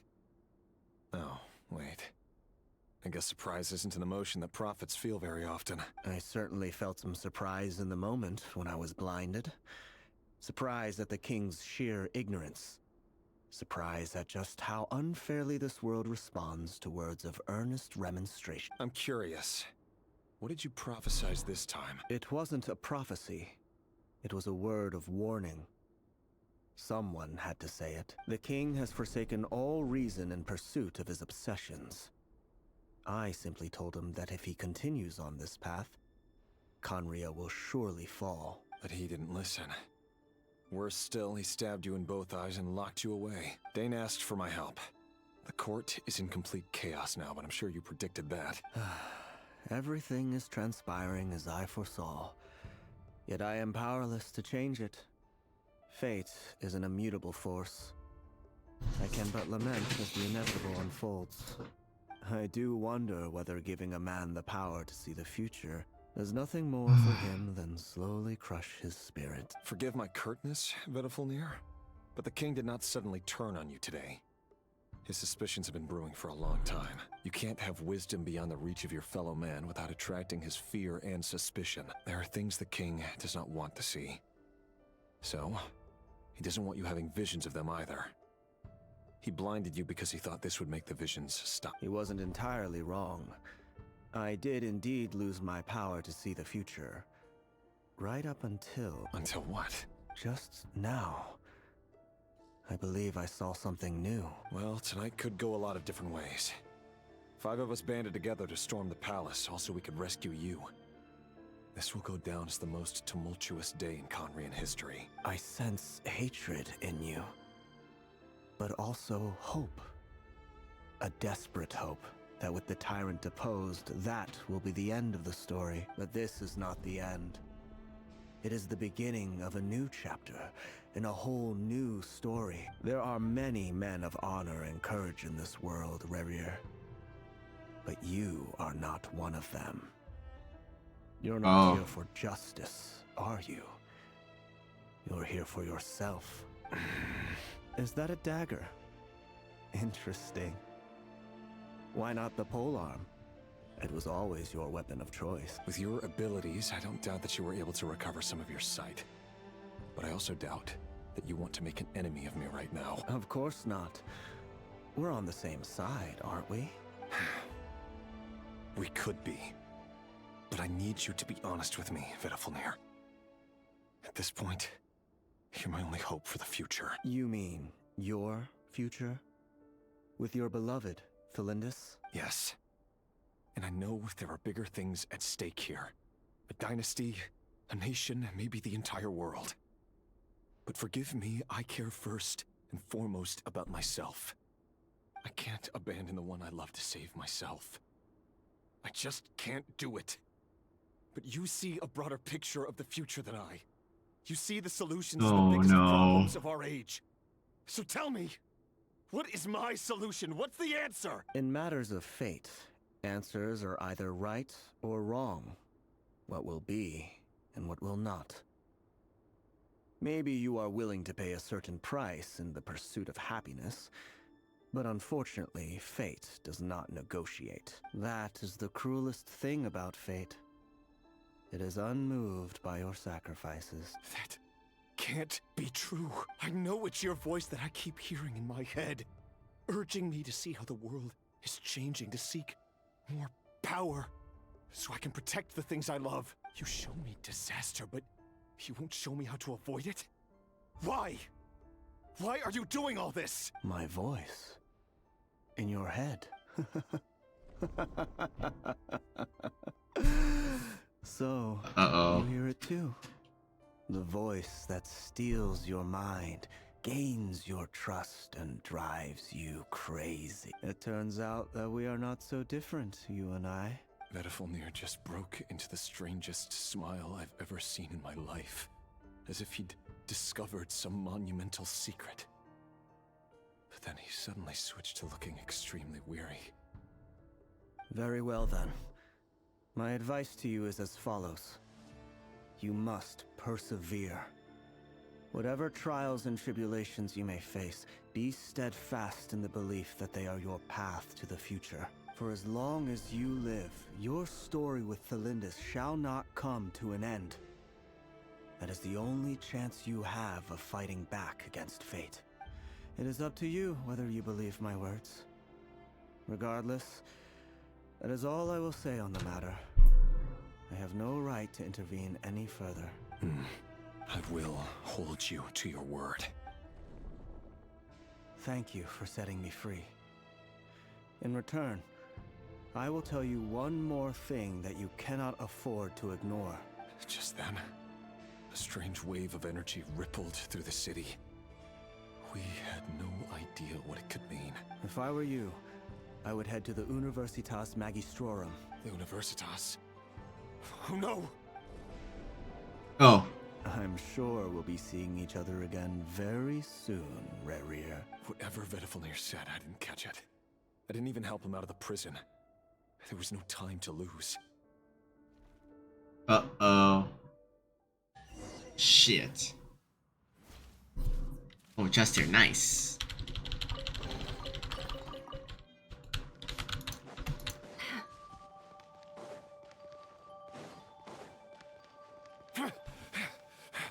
Monsters? Is this Rhindaughter's doing? Or the Universitas Magistrorum? Out of my way! Oh, farcical! No time to lose. The Universitas. That reminds me of a rumor I once heard. Allegedly, the king installed secret mechanisms in the palace and around the city. No one knows where they are or what kind of power they hold. But if they were ever gonna activate, it would probably be on a night like tonight. Help! Help! Hold on! Don't let them anywhere near you! Save me! I can't! Ah! That sounded like an explosion. So, the rumor is true? The king really went through with it. What other means does the king have at his disposal? They must run on power from the Abyss, and given it's a major center of Abyss research, anyone over at the Universitas will be in grave danger. Oh shit. We have to hurry.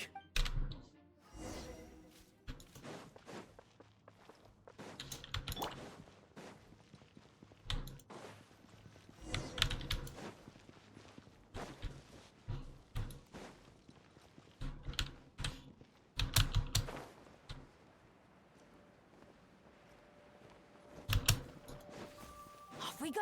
Everybody stand back! Riptide! Can't hide the truth. No more lies. The mystery unravels.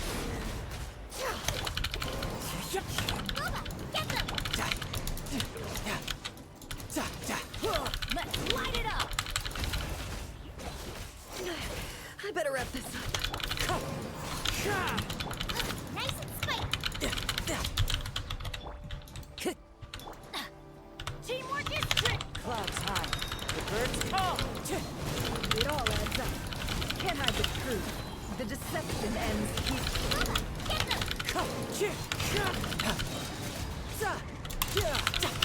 You can run! It all adds up. Seek within. Wind strike. Let's light it up! Nice and spicy!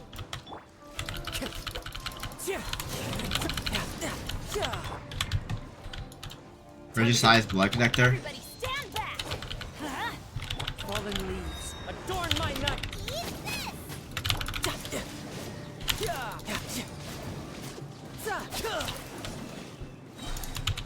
Riptide!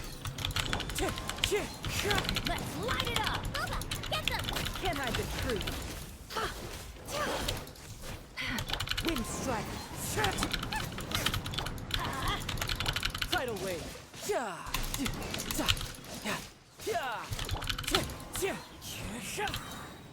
Oh, Dolinda's. Uh-oh. She dead, huh?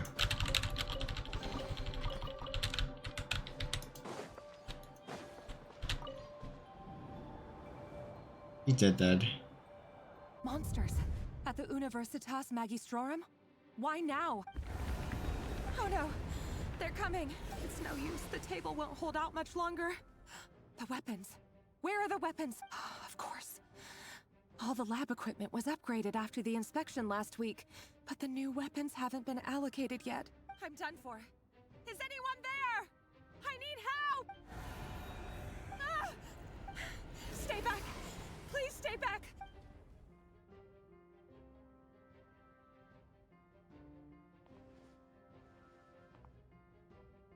Uh-oh, what happened here?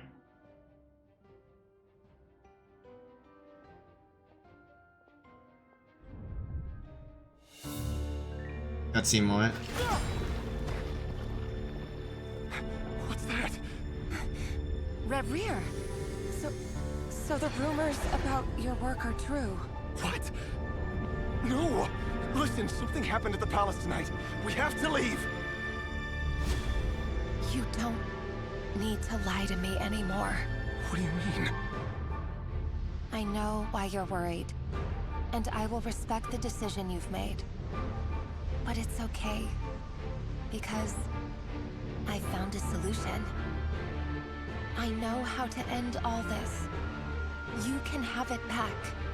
The normal life you so desire.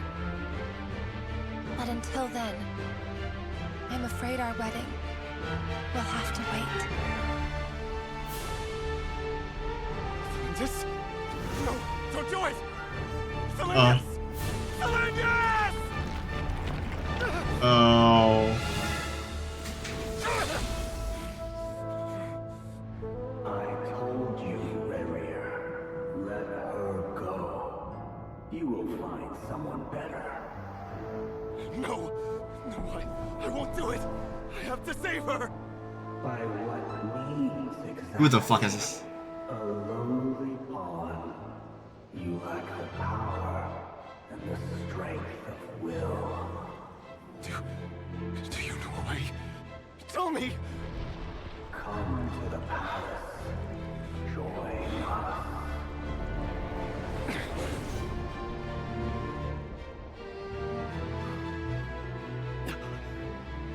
Reverie? Thank goodness, we... Step forth and take your share. You made it. Not you too.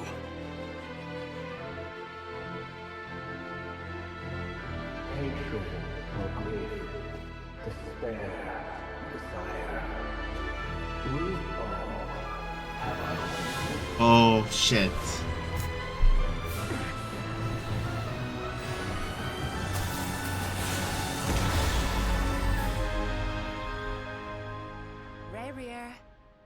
Reverie. Celindus? Were you daydreaming? Is this real? Still remember, Reverie? That question you asked me a couple of weeks ago? Oh. You mean the proposal? Yeah. I'm wondering, where do you think would be a good place to discuss it? Maybe in the garden? Or were you thinking a fancy restaurant? It's your choice.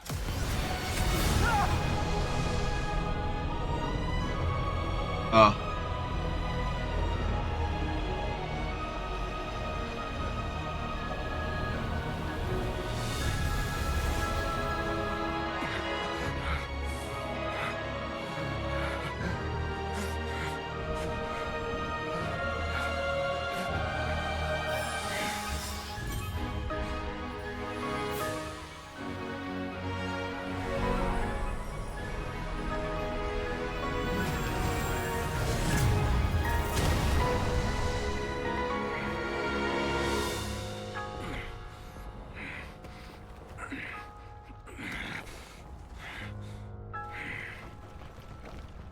I will find you. And then you can give me your answer.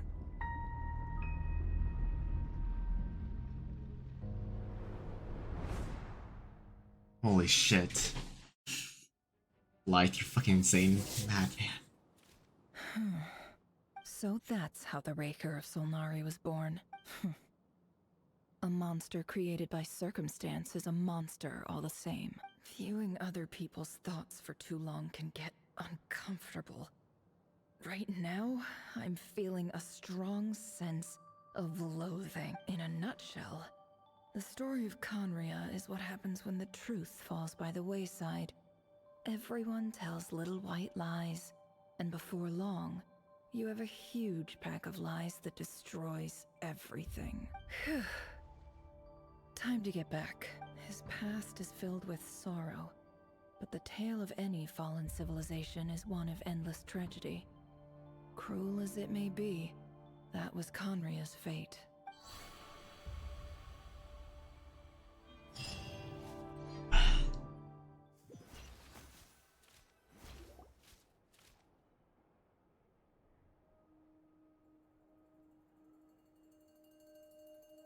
Everyone, I'm back.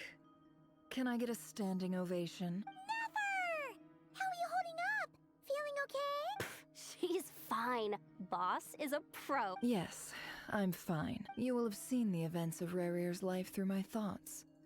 It's now clear that he is just a regular nobody, driven by personal tragedy, as he said himself. I mostly agree. There's only so much we can know about him from his memories alone, but they did give us a clear glimpse into his life in Conria. However, I would not consider Rarir to be a nobody. He was deeply involved in the events of that era. Yet, when the catastrophe of a generation strikes, nobody is safe.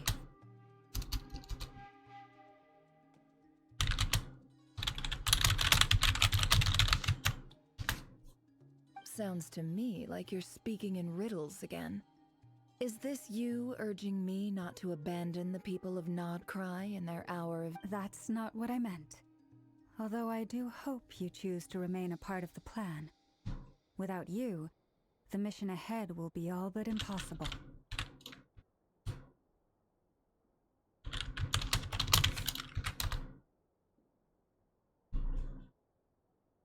Then try to remember that I respond better to the carrot than the stick. And I don't appreciate being bossed around. Okay. Now, as for you, Missy, you were excellent. You stuck to the rules of the ceremony and kept your mouth shut the entire time. Bravo.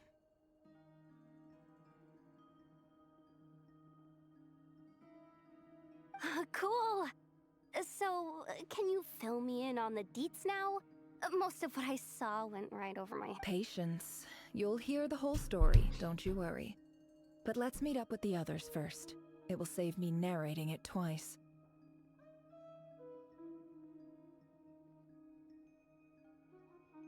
Yehoda? Yes, boss! Let me get that door for ya. That's more like it. For a moment there, I was worried you'd forgotten about the first clause of your employment contract. Forgive my curiosity, but what does the first clause say? It says I gotta do the annoying stuff that boss is too lazy to do for herself. Like opening the door, pouring the tea, yada yada. Is that right? If something is in the contract, it's because she willingly agreed to it. Rest assured that the Curatorium abides by the very strictest of labor policies. You don't seriously think I'm cruel enough to treat her like my In any case, I've hardly shied away from my share of the work today. Hope I don't catch Flintz and Varka lounging about in their chairs, enjoying a leisurely cup of tea. There's nothing I dislike more than other people enjoying themselves while I'm hard at work.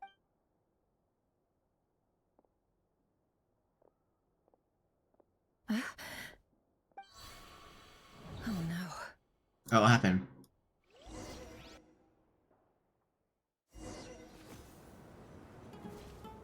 Sorry to disturb you, but we seem to have run into some trouble. Evidently so. Don't worry, I'm not about to leave you to fend for yourselves. I'm not that kind of boss. And it would go against the Curatorium's labor policy. I'm sorry? What did you hear me say? I wasn't talking about labor policy. Wait. How long have I been standing here? Not long. You just appeared by the door a moment ago. Uh-oh, something happened. Boss, what's wrong? You look like you've seen a ghost. We've been tricked. We never left at all. Somehow I hallucinated that whole scene back inside the office. Hallucinated? But how? How indeed. This place should heed my will alone. All thoughts and actions that occur in here are just a result of pawns moving across the chessboard in a carefully calculated Damn, that's a fucking twist. And nobody has access to this chess set but me. So you control everything in here? More or less. But yes, it's a special technique of mine. Has anything like this ever happened before? Only once. It was the first time I used the chess set. Is there any similarity between what happened then and what's happening now? I suppose my thoughts are a little turbulent, which was also the case my first time. Is there anything I can do to help? The first clause of your contract clearly states that I only need your help with things that I'm too lazy to do myself. Meaning, you're not feeling lazy right now? Meaning, this is not something Yehoda can help with. The chess set is a personal treasure that I alone understand. I must be the one to find our way out of here. Boss, it's fine. Really. Let me do something useful. Oh, listen to you. Whatever would I do without you, Yehoda? What? Really? Yes, really. Where would I ever find another employee as obedient and servile as you? God forbid anything ever happens to you. Okay. Well, anyway, I was thinking of fetching some water. There's gotta be a source around here somewhere. I suggest everyone finds someplace comfortable to take a rest. We gotta conserve our energy. Even though all this chess malarkey doesn't exist in a physical sense, mentally speaking, it's all real. And so is our tiredness and fatigue. You don't want to dismiss mental fatigue. Just because it isn't physical doesn't mean it's any less serious. But anyway, I got your backs, so don't worry about a thing. Don't I have the best employees? Jealous much? If we can find a suitable time, I'd love to borrow Yehoda for a day to help out at the Frostmoon Scions. Would you be amenable to that, Boss Nefer? Oh, Lauma. Have I ever told you just how pretty you are? Time to rally, everyone. Follow me. As we continue our journey, the same rules will apply. That means stay focused and no talking no matter what we encounter. And don't disturb the chess pieces. You have my word that I will get us all out of here.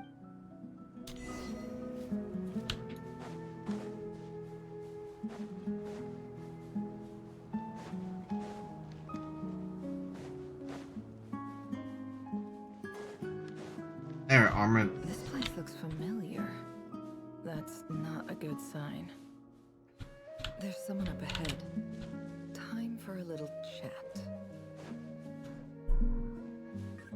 I wasn't expecting visitors at this hour. Wait, is that? Oh, it's him. There you are. Sinue's been looking for you all day. I think he has some news for you. Oh yeah? What were you doing just now, Uncle Retinue? Hiding away some more loose change? I know I saw some Mora. What do you mean loose change? Oh, come on, I'm too old for this. Just pretend you saw nothing.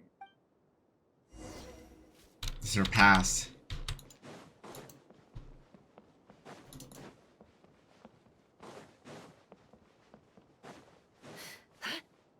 Hey, kid. Mind telling me what Sinuhe's been up to recently? I'm trying to get in his good books and I need a way in. Get in his good books? Why? What do you want with my dad, Uncle Apepi? I've written a new song. I was hoping to showcase it at the next festival, but I'll need his... A new song, huh? I'd love to stay and listen, but unfortunately, Uncle Retinue says my dad's looking for. Well, there's plenty of time and I'm not going anywhere. See that pile of stones? I don't care. Sitting there, pile of stones. Got it. I don't care enough, I'll be honest.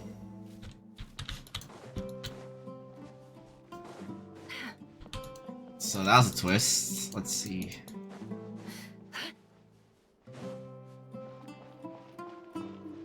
Hi, Dad. Uncle Retinue said you were looking for me. Ah, there's my little princess.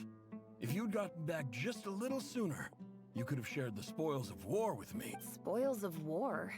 Who were you fighting against, Dad? It was just a figure of speech. The aftermath of a sandstorm is no time to be waging war. I was talking about our war against thirst. I went out to fix our water supply problem, and now I'm back. Which means... We have a well again. That's right. I found a new one and brought back as much water as I could carry. It should last us for a good while. If it wasn't for these blasted sandstorms, our wells wouldn't be caving in.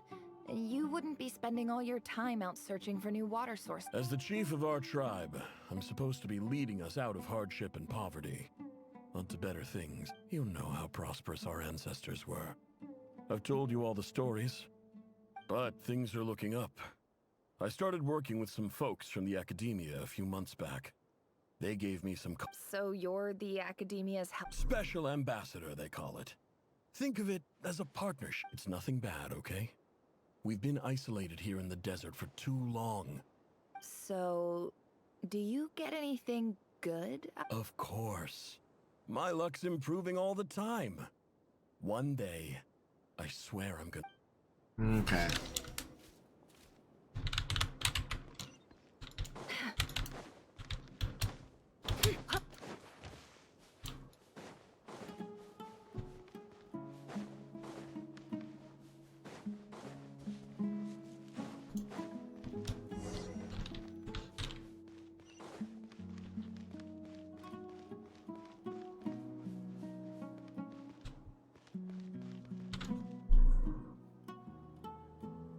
That's our well, and you know it. You stole from us. Well, you've gone from chief to thief. Did you really think you could take our water without permission and get away with it? You're either brave, stupid, or both. And that Special Ambassador Act? Yeah, nice try. We spoke to the academia. They said it was all news to them. You're a liar and a cheat. Uh-oh.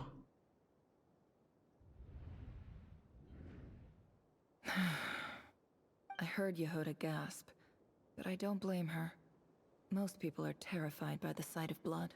Corpses strewn across the ground. The wounds are clearly from scimitars and daggers. The desert dwellers' weapons of choice. There's a handwritten note on the ground.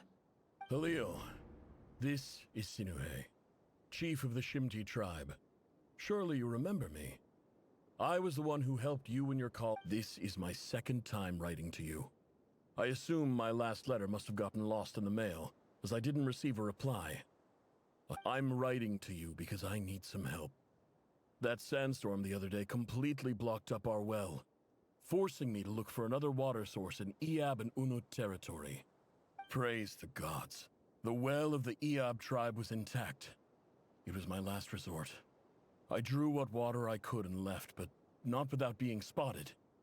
I fear they will retaliate. You told me to write to you if I ever needed help. You said you'd be my ally in the academia. I urgently need you to formally recognize my title of Special Ambassador and send some of your people to assist me for a few days.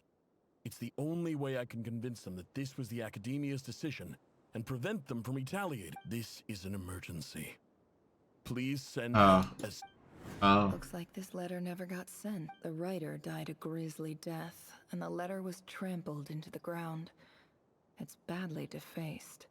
Some parts are barely legible. What a ridiculous lie the surviving Shimti tell. Their whole village was butchered over a sip of water. Oh, shit.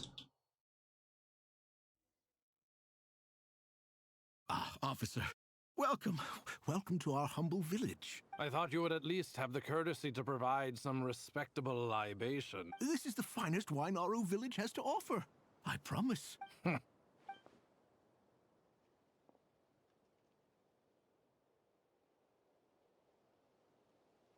The Academia has agreed to reserve a single space for a candidate from your village. But I remain skeptical of this entire endeavor. I highly doubt anyone in this desert possesses serious academic potential. Please, have faith. If not in us, then in our god. The child we found shows great promise. I beg you, take her away from this place. Give her a chance.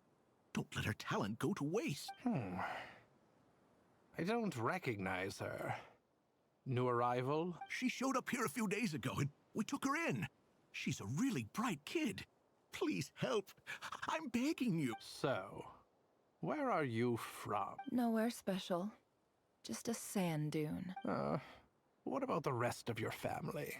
How many of you are there? Just the one. It's only you? Correct. So, no brothers, no sisters, no mother or father? Any who have slept on a bed of sand, I call my brothers and my sisters. Apart from that, I have no family. All right. Get over here. Sign your name on the form.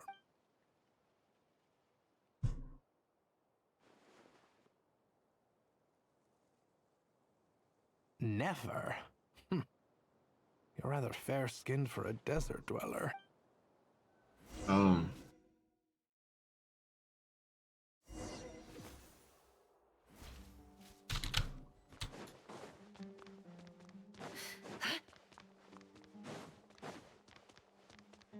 Where art thou? Okay, there. Nefer, this term's assignments have been issued already. Please read through the materials thoroughly, conduct your own additional research, and then write an essay on the topic. Yes, Professor, I'm aware. I just had a couple more questions I wanted to get your perspective on. Oh? Please ask away. Well, I saw the other students' problem sheets, and I couldn't help but notice that my assignment is much easier than theirs. Do you really think I'm a weak student? A weak student? Goodness, no. Quite the opposite. You have a sharp mind. Almost too sharp. I think what you're saying is, a weak student wouldn't have noticed the discrepancy. And if they did, they certainly wouldn't complain about the lighter workload. You see, sharp as they come. You see things the way they are. And I'm sure you know why they're like that. Because of where I come from. Because I'm different. I'm sorry, Nefer. I don't like it any more than you do. It's just... Anyway, you said you had a couple of questions? What's the other one? I wanted to check... If someone sent me a letter to the Academia, where do I go to collect it? Ah, your family wrote to you. Well, as long as they put your name on the envelope, someone should hand it right to you. Not exactly. It's not even a recent letter. I was just curious where the mail would end up if no one collects it. The House of Dana, I expect. I know there's a box for unclaimed mail somewhere in there. Uh-oh. Probably sitting on a shelf. Whatever you're looking for, that'd be the place to start. Okay, got it. Thank you, Professor. Oh, don't mention it. Honestly, I feel like I failed you. I'm supposed to be your teacher, but I haven't taught you anything. Hey, don't say that. You're a great teacher, and you do your best for all your students. But the rules are the rules. You're not allowed to teach students like me. It's not just the Academia either. The whole world bends over backwards for the successful, and leaves the losers to suffer and die. Oh, my dear child. Don't tell me you've given up on life already. I haven't. I just think that if you want to make it in this world, you have to find a way to become successful.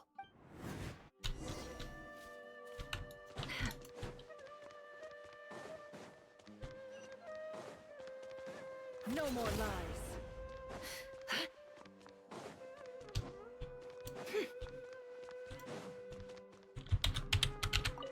All the stuff here. This must be it. A big cardboard box full of unclaimed mail. Let's take a look. Quicker.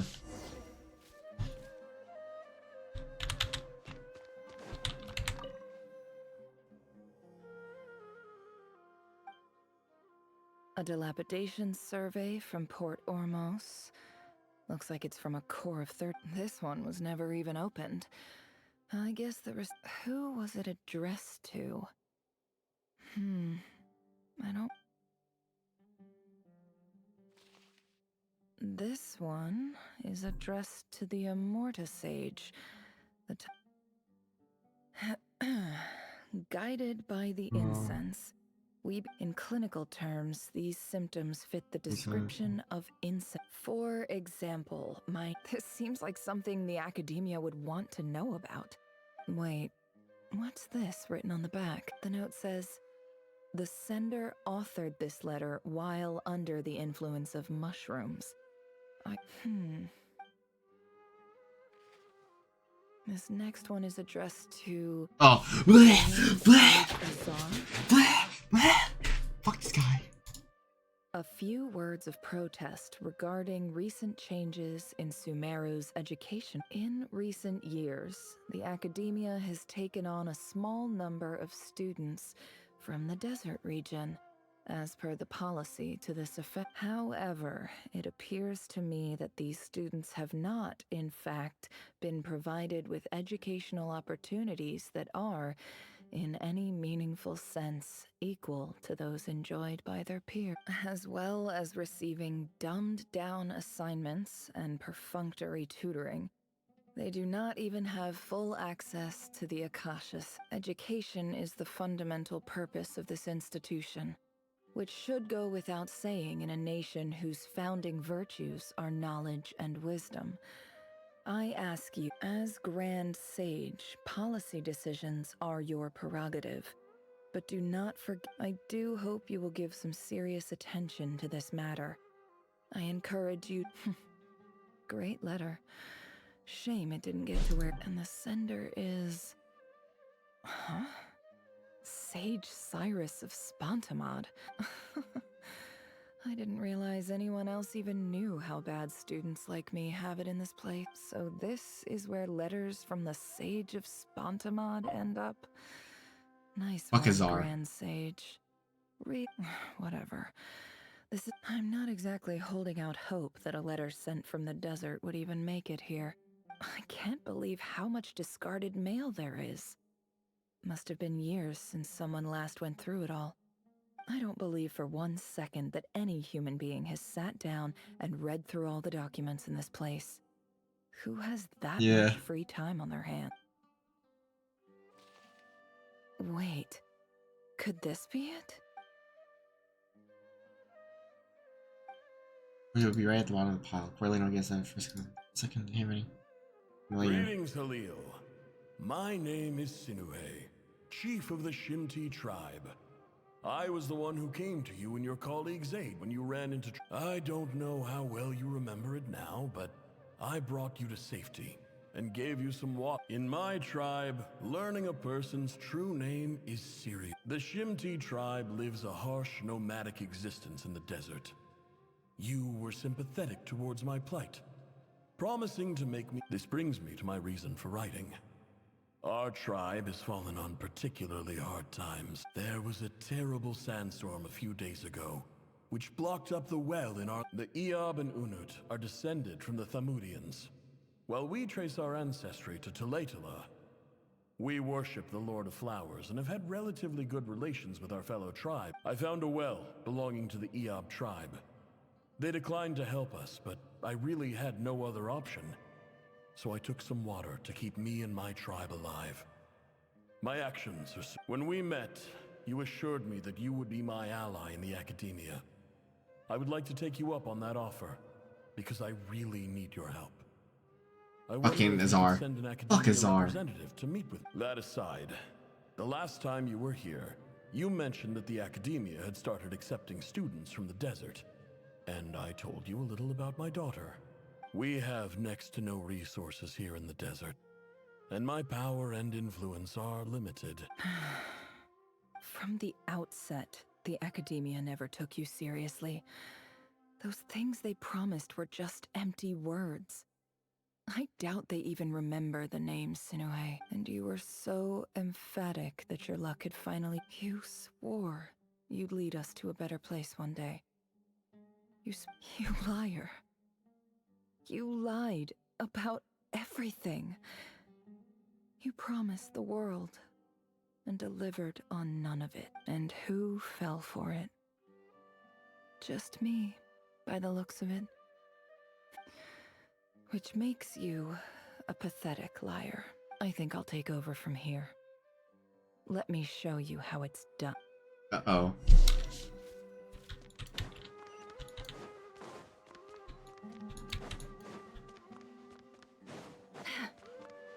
Katsun.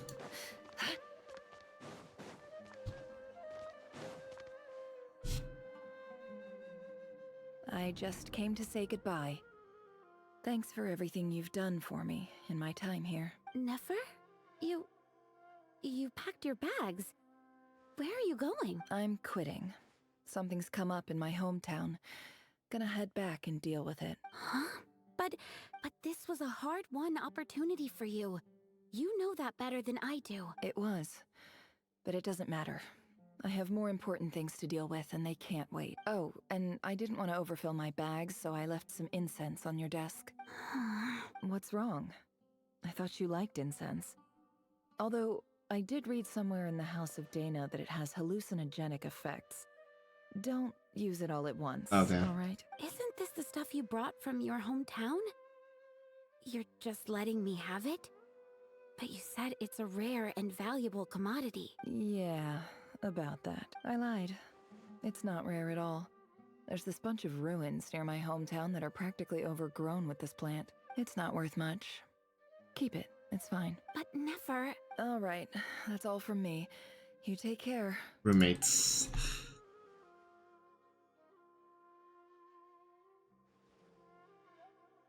Don't forget me, okay?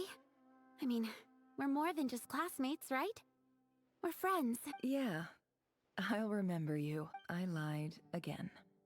That incense is worth a fortune, and it's a rare find even in those ruins. Oh. And as for remembering her, I have far too much to do when I get back. No time to reminisce. I'll be lucky if I even make it through this alive. But either way, I expect I'll forget you pretty quickly. 07? Question mark?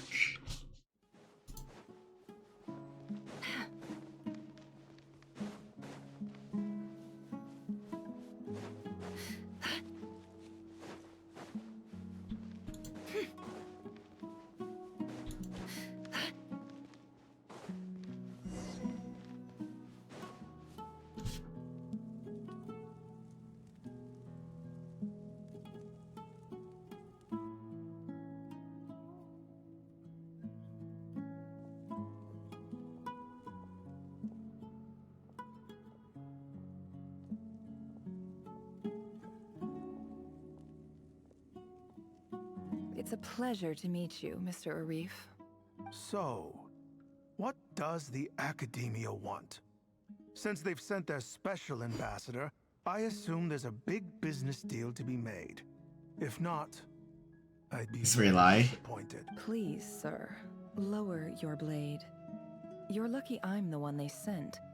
Not all special ambassadors share my admiration for the Iab people. The ever-shifting balance of power in the desert reduced the once great civilizations of this region to rubble and sand.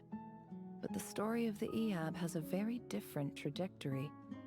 Others grew weak, but you grew strong, beginning in obscurity and moving to prosperity. You're the only ones who defied the trend. Huh.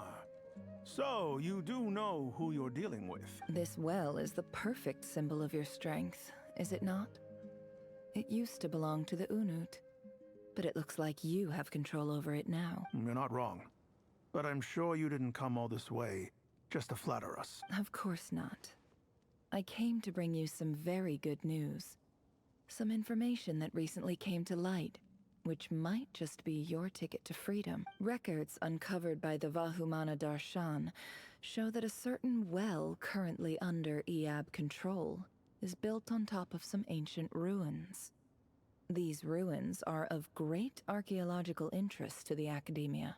I checked the map carefully on my way over here, and I'm confident that this is the well in question. The Academia is offering 50 million mora in return for excavation rights. 50 million? Damn, uh-oh. No, wait. If these ruins are as important as you say, 50 million's a little low, don't you think? Don't get greedy, Iab. We know far more than you think. We know that you seized this well by force. Wasn't that the first step in your rise to power? To drive away the Unut and steal their water supply? So what if it was?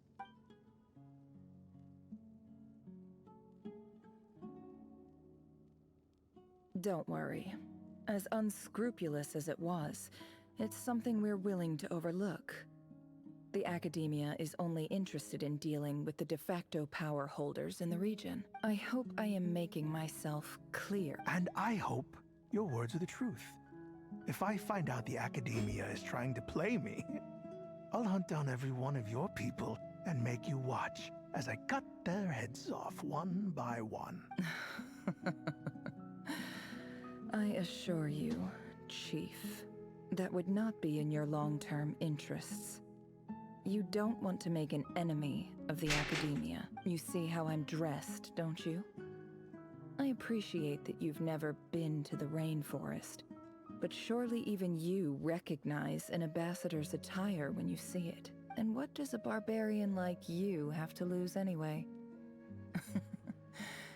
You really think the Sumeru Academia would bother to come all this way just to lie to you? We have more important things to worry about. All right, I take your point. The Academia is the highest authority in the land. I'm sure you're trustworthy people. In that case, we have a deal. We will sell you the excavation rights. I'd like to thank you, Ambassador. This is good news indeed. Excellent news. In fact, it calls for a celebration. Would you do us the honor of staying a while and enjoying some Iab hospitality? Gladly. I am partial to wine myself, and I trust you are as well, so let's indulge in a few drinks together. In celebration of this momentous occasion.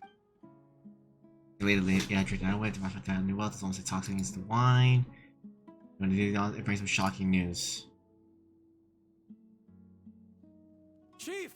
Chief, it's an emergency! It's the Unut. They've taken the well. What? Well, don't just stand there. Take it back. Yes, Chief. I have every confidence in the Iab's military superiority, and yet... Well, what is it? The Unut's response was alarmingly fast. The day after we reach a deal, they seize the well. This can't be a coincidence. Perhaps there is a traitor in our midst. I don't think so. I am obliged to remind you, Chief, that the Academia will only deal with the de facto power holders. If you cannot regain control over the well, I'm afraid you won't see a single mora of that 50 million. No! Please, Ambassador, just give me some time. I swear the Unut will not get away with this. That well is ours. And so is the mora. Glad to hear it. I will wait here for an update. If there is a traitor, I will find them. In the meantime, make yourself at home. I'll report back as soon as I have an update. Much obliged. Wow. All it took was a few words and I've got him wrapped around my finger. What an amazing feeling. So, in summary, Ambassador, the Academia would rather negotiate with our tribe instead of the Iab, yes? The Iab are ruthless murderers who don't listen to reason. And now they have the gall to interfere in our research projects in the desert region. So let me ask you, Chief. If you were the Academia, what would you do? Kill them all, of course. Precisely. The Academia does not tolerate those who stand in our way. Damn, The Iab have held back our academic pursuits for too long, and our patience is wearing thin. At the same time, there is simply no way that the Academia can be seen to be intervening in desert affairs. I'm sure you understand where I'm coming from. We have our own rules out here. If the rainforest dwellers raised arms against the desert tribe, it'd start a bloody war. Right. We can't confront them ourselves, but we can support their enemies. The Unut have always had strained relations with the Iab, which makes you our natural allies. Natural allies? Weren't the Iab your allies once? You were quick to send them after us to protect your interests back when we stole that water. And now look at you. You're at each other's throat. Let me be clear. The Academia wishes to collaborate with the legally recognized rulers of the desert in this matter. We are asking for excavation rights to that well, and our offer is 50 million mora. Say no more. I believe we have an understanding. Good. Then I suggest you get to work. Get us access to that well, and the mora's yours. You see, Dad? Lying is easy when you know how. No. People will believe anything.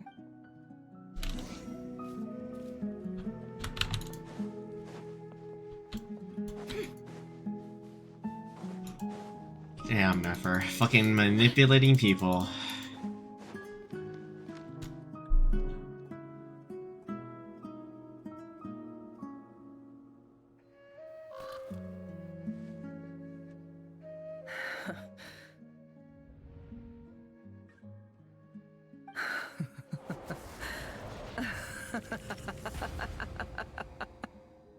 Look at yourselves. You may be vile, savage monsters, but your butchered bodies bleed like any others. You're no different. You're nothing special at all. The monsters who destroyed my home, they're just ordinary, petty human beings. Monkus? What a joke.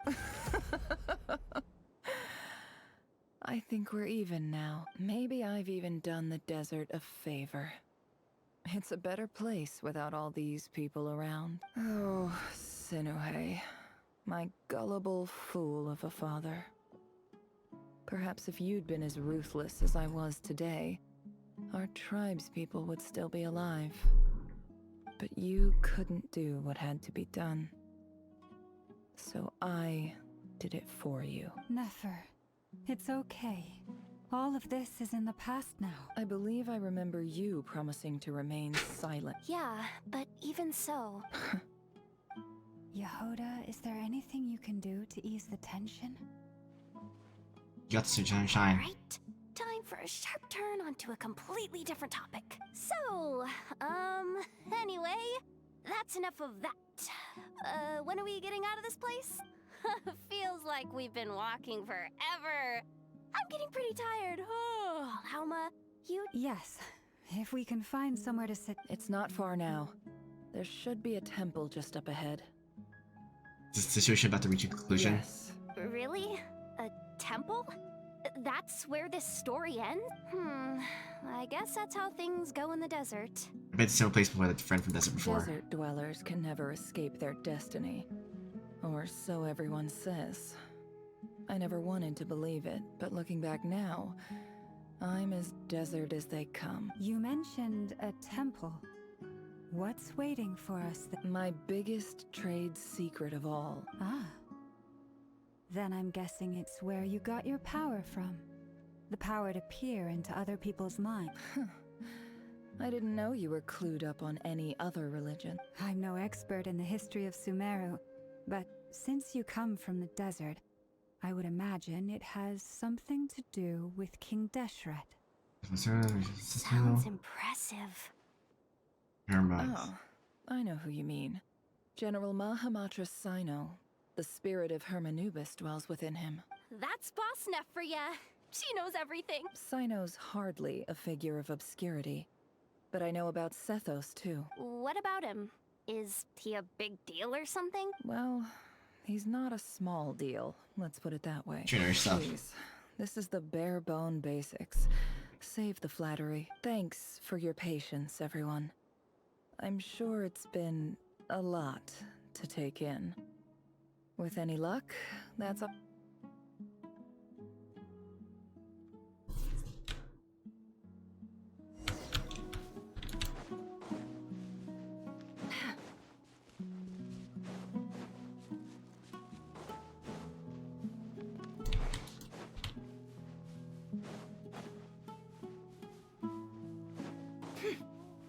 Oh, here it is.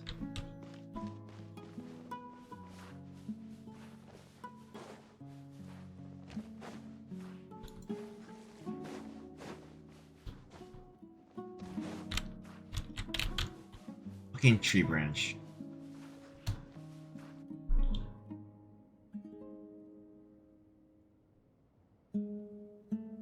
Uh-oh. Uh-oh. Uh-oh. I'm totally out of my depth here. I don't have anything to add about any of this stuff. Like, look at that statue, for instance. I want to do the whole name-dropping, this girl knows her stuff thing too, but... A statue with the head of a bird. That's Thoth, the Ibis King, one of the 7 pillars of King Deshret. The legends say that he, the Crocodile King, and the Goat King were the 3 retainers of King Deshret. Let's take a look. Oh.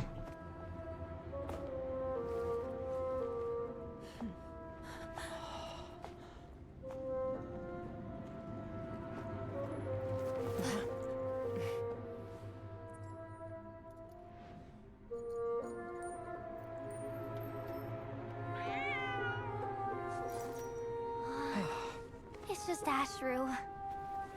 So, all is well?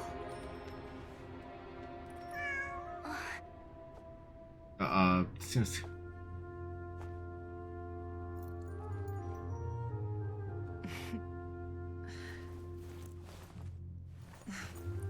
Typically speaking, at this point, the world disintegrates.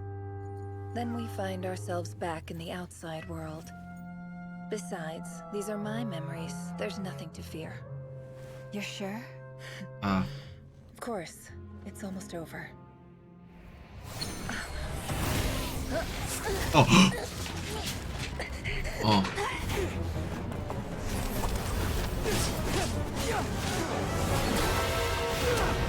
Damn. Oh shit. Hold on! Oh shit.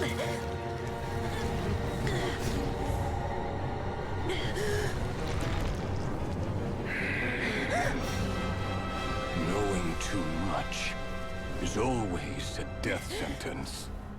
Speak for yourself.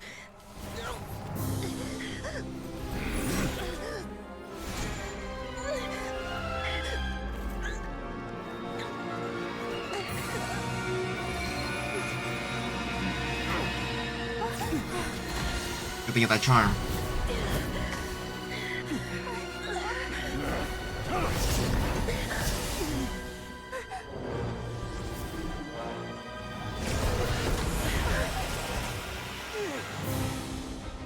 How repulsive.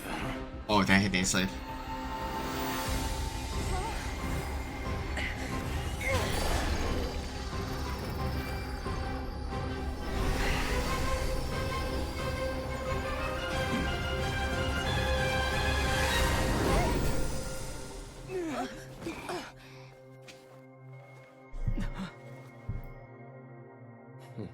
And good timing.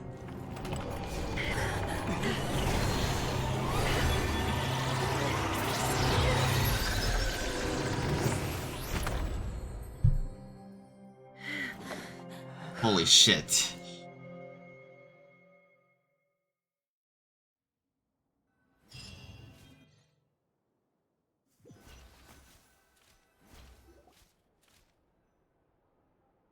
Timed that pretty well, didn't I? Surely did, thank you. It's okay. I'm just glad no one was hurt. Paimon noticed you doing something too, Dainsleif. Were you helping get them out? Of course. When I asked Nefer to conduct this investigation, I was not naive to the dangers involved. I had a duty to ensure your safety. Good to know your sense of justice is still intact after all these years. I take that to mean that you saw the truth. That comes as a great relief. I certainly did. And thanks to your help, I also managed to trap Rerir inside the chess set. Whoa, really? How'd you manage that? Well, to be honest, I sensed that something was wrong long before we made it to the temple. By using this fragment to probe into Rerir's past, well, the monster formerly known as Rerir, it seems I alerted him. I was tracking him, Then he caught on and started tracking me too. Can't say I'm surprised. But how did he track you through your thoughts alone? That shouldn't be possible. Rerir was a secret agent who reported directly to the Vinster King. He is an expert at finding a trail and hunter. hunting down his pursuers. No wonder. He infiltrated the chess set, read my thoughts, and built a new virtual chess set inside of it. That's why we weren't able to leave at first. Speaking of your chess set, it's quite a remarkable item. Would I be right in thinking you have some connection to King Deshret? You overestimate me. I only have a connection with one of his underlings, the Ibis King. You all saw how this came to be. A long time ago, the Eab massacred my tribe, the Shimti, in our home village. A few years later, I enrolled in the academia, where some new information came to light. The Unut and the Eab fought a bitter battle over the rights to a well, all for the sake of a non-existent 50 million Mora. The Eab ultimately won that confrontation, but their victory came at the cost of almost every warrior in the tribe. The final blow to the Eab came at the victory feast, when an Unut assassin beheaded their chief right before my eyes. The remaining Eab fled, and have been scattered to the winds ever since. Having gotten my revenge, I returned to my hometown, where to my surprise, the nearby temple was still standing. There it was, seemingly immune to the relentless hostility of the desert, while my tribal home lay in ruins. As I stood there gazing at the temple, I noticed a cat just outside. This cat, as it turned out, was home to the spirit of the Ibis King. He led me to a gate deep inside the temple, and there he made a deal with me. This chess set is my gift from the Ibis King. The chessboard within is made to the same specifications as the one in the mausoleum of King Deshret, and represents his power of piercing analysis. With this chessboard in its container, I gained a certain ability to perceive hidden secrets. Now, you could conclude that the Ibis King simply wanted to give the people of this world the power to seek the truth. But I don't believe that's the full story. Every god plays favorites. Their hearts are as fickle as any human's, full of secrets, perversions, egotistical tendencies. But precious few gods are willing to admit this. It is the same with all powerful forces, including fate itself. Their gaze falls preferentially upon a select few. If you're alluding to the Abyss, then yes, I agree. Gather the others. It's time to share everything I've learned. I was in the office, too busy. I was too busy. Yeah. Thank you all for being here. So Flynn, we're missing all. But no, wait, everyone's here. Oh. Are there still? Who's missing? Everybody's here. The initial pair. I mean, you can't hear Aokino really. As promised, I did some further investigating into the Reicher of Solnari's background. I am pleased to report that the investigation has been most fruitful indeed. The Reicher of Solnari, real name Rerir, was once a Khanrian subject who served the Vinster King. I will now share the important details of his story. Please save any questions or comments for the end.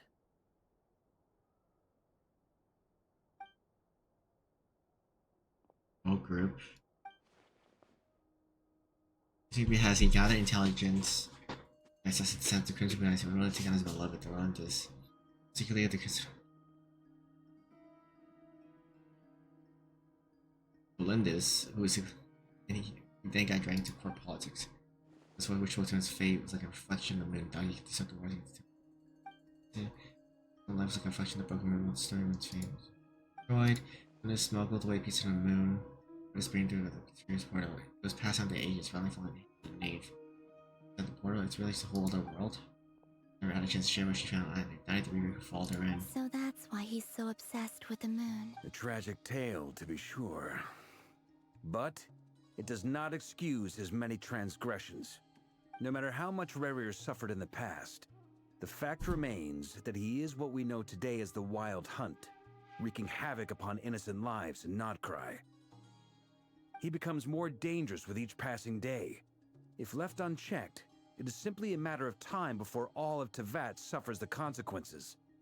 This is a threat that the Knights of Favonius cannot ignore. A question for Miss Columbina. Forgive me if this is presumptuous, but have you ever seen the spatial gateway that appeared in Rerir's memory? Never. But I have heard stories of something called the Moon Gate, and this seems to fit the description. Miss Lauma, any thoughts on this? In the lore of the Frost Moon Scions, the moon is believed to hold many secrets. Some sources speak of ancient knowledge, others of a gateway to the unknown. The term Moongate is one I have heard before, but as is the case with all of our legends, there are no records of any first-hand witnesses. We cannot know whether it truly exists. Then back to Miss Columbina. As a moon goddess yourself, do you have some idea of where the Moongate leads to? Not at this stage, sorry. I do hold the power of the Frost Moon, and my strength is recovering well. I can sense that the gate would open at my command, but...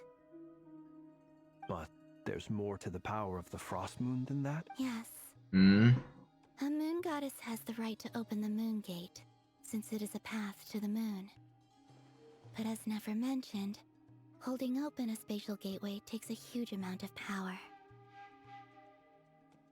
And right now, I need to conserve my energy to fight the Reihir of Solnari. I'm afraid this is one mystery we may have to leave unsolved for now.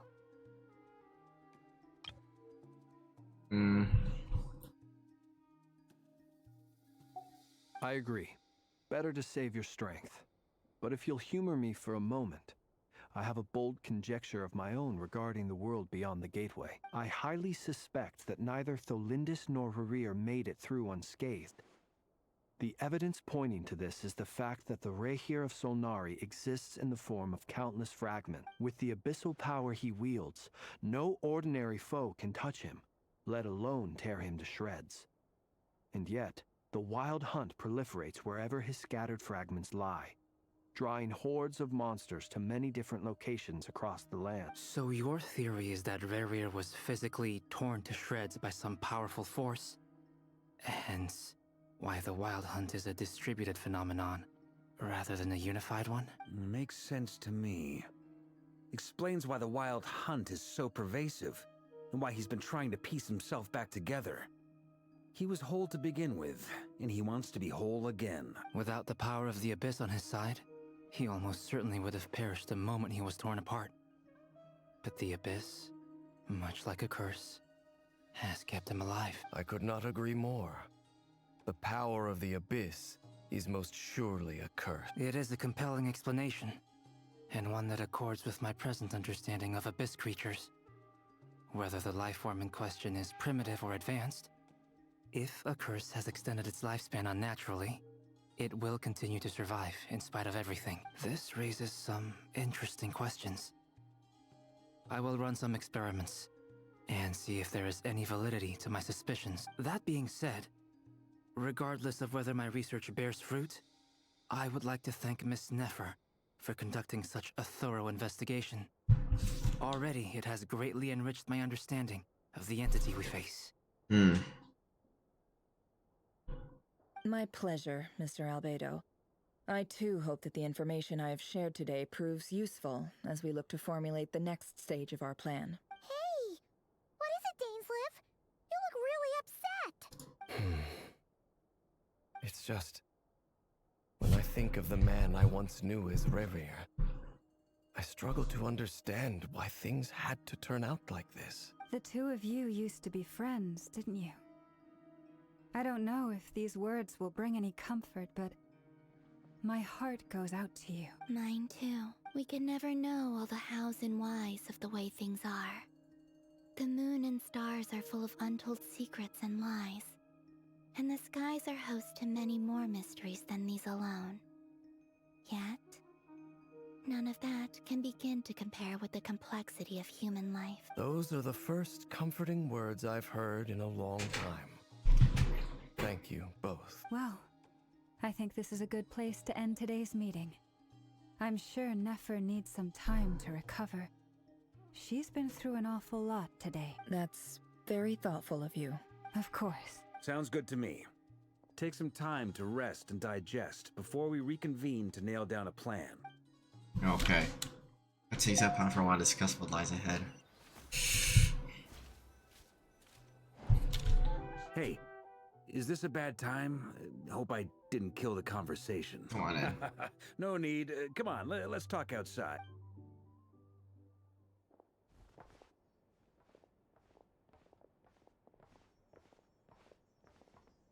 Anyway, Nefer went back to the curatorium to get some rest. But before she left, she shared some things with me that I thought you should be aware of. Firstly, although she managed to trap the Raker of Solnari inside her chess set, there's no guarantee that the power of the Ibis King is any match for one of the five sinners.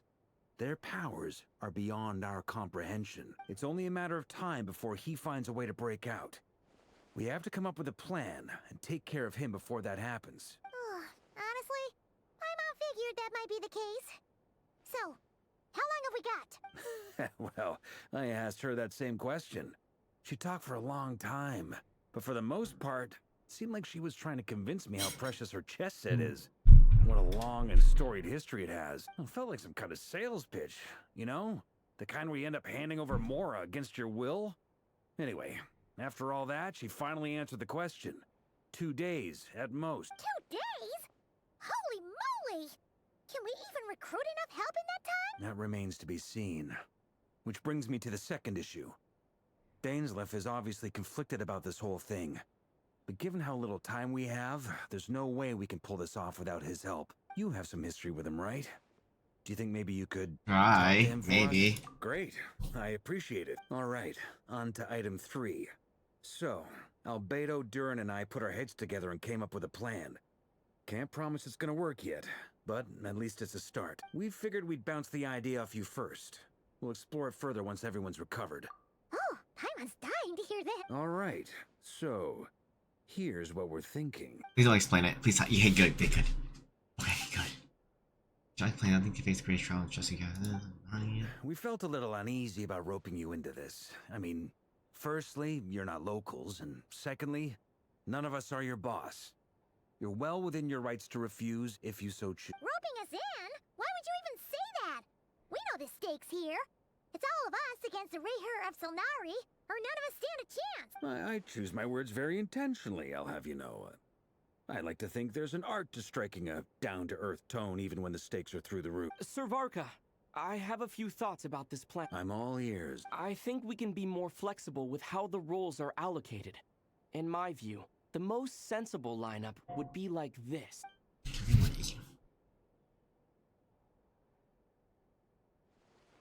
I see your point, yeah.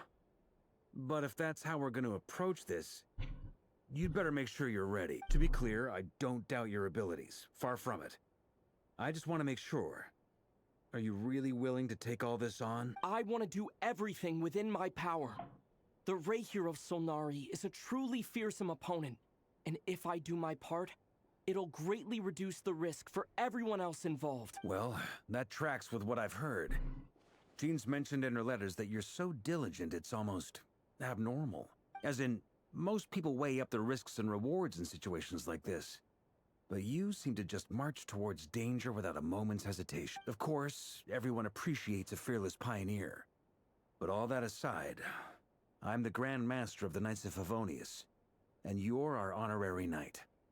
I want to make sure your courage doesn't come at the expense of your safety. Yeah. Thank you, Sir Varka. I should be the one thanking you. It means a lot to have you on board. I'll give some serious thought to your suggestions. We're nightly balances. That's all. Yeah, we're gonna be. That's all for this meeting, so you can like shut up or drink. Discussing what the president appears that everyone's ready that we're trying to sign. I'm good. That's right. So you're getting touched with the fact that the teacher not ever says that. Okay. So now just think you may never meet, you also know why you don't have to count on you. A blood and sand.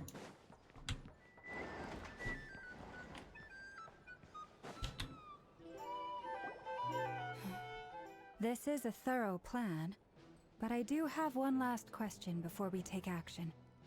How can we be sure that our enemy won't leave the designated area? Great question. Albedo's been hard at work analyzing Rerir and the Wild Hunt's behavioral patterns.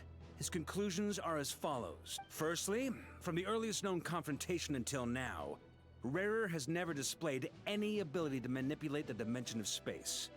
So it's unlikely he has any power in that domain. Secondly, he seems to have a particularly strong vendetta against our group. If we put him in a fight-or-flight situation, he'll choose to fight every time. Thirdly, finally, and most importantly, he is consumed by hatred, both for the moon and for his enemies. Turns out, we tick both of those boxes. We have a reincarnated moon in our ranks, and a spy who accessed his private memories without permission. He'll be baying for blood, not looking to escape. As someone who's had their fair share of interactions with the Wild Hunt, those all seem like valid observations to me. Understood. Then I will defer to the verdict of the group. Well, everyone, that's the plan in full detail. Albedo and Durin are carrying out their part as we speak. Plan approved. Scheduling. Okay, any firepower you need, I got you covered. Let's light this baby. The Frost Moon Scions are behind you as well. And the rest of you? No objections? All right, then it's settled. This is the plan we're going with. Next up, an old tradition of mine. Anyone who wants to back out, now's your chance. Wait, we can still back out of this? Everyone says things they regret, right? I don't want anyone feeling trapped because their mouth said yes before their brain had time to think things through. A very people-first approach. I hear that's common practice in the Knights of Favonius. Heh. Who'd you hear it from? Diluc? We don't use people's real names. Oh, damn. at work. This contact will be known only as Owl, please and thank you. This plan can only work if everyone does their part. Flintz and I will absolutely support it. We shall indeed. You'll be glad you accepted our help. Also, you are the last person I expected to see here, Miss Dory. It's not often I get called Dory in a work context. My peers usually call me Lord Sangamabe. Yeah. So, the longer your name, the higher your net worth. Is that the idea here? In that case, Mr. Flint's here must be worth a fortune. That's right, I know your full name. It's... The walls are thin here. I'd appreciate you keeping that a secret. Okay, fine. I'm actually only here as a favor for someone else. Do you have any idea how much it would cost to hire me otherwise? Oh, does this mean someone out there actually... It most certainly does not. We have a long-standing and mutually beneficial business partnership. She's actually the mom of a friend of yours. Said mom supplied me with a great little trinket, but now that lady's ruined everything. If I don't start building a little goodwill now, my whole business in Notcry is gonna go down the drain! Okay. So what exactly is so special about this pendant? It's a lucky charm that a great mage made for me. We have a business relationship, and she was worried that something bad might happen to me. So, she wanted me to have something that can store power to protect myself with. I finally got it all fully charged up with Kuvaki, and then never went and used it all up at once! Never lost so big in my life! You're right. It was all my fault. I didn't mean to drain all the Kuvaki in the pendant, but I'll make it up to you. You will? Well, in that case... No. How about you give me your chess set? And we call it even. I knew you'd say that. Well, it's yours if you want it. In fact, take it now. And I'll even throw in a free Raker of Solnari. Deal? You're putting me in a difficult Suck it, position Nori. here. It's a very useful thing to have around, but I have a funny feeling it won't be around much longer. I guess we'll see in a couple of days. Looks like bankruptcy for me. Hey, don't be so pessimistic. See this through and you never know. You might find a new business opportunity on the other side. Alright, when I can realize the channel wants to work as a person who doesn't work. Now it's time to check in on how each stage progression are going. Don't make me talk to each one, please. Don't make me talk to each one. Can we just get to the fight?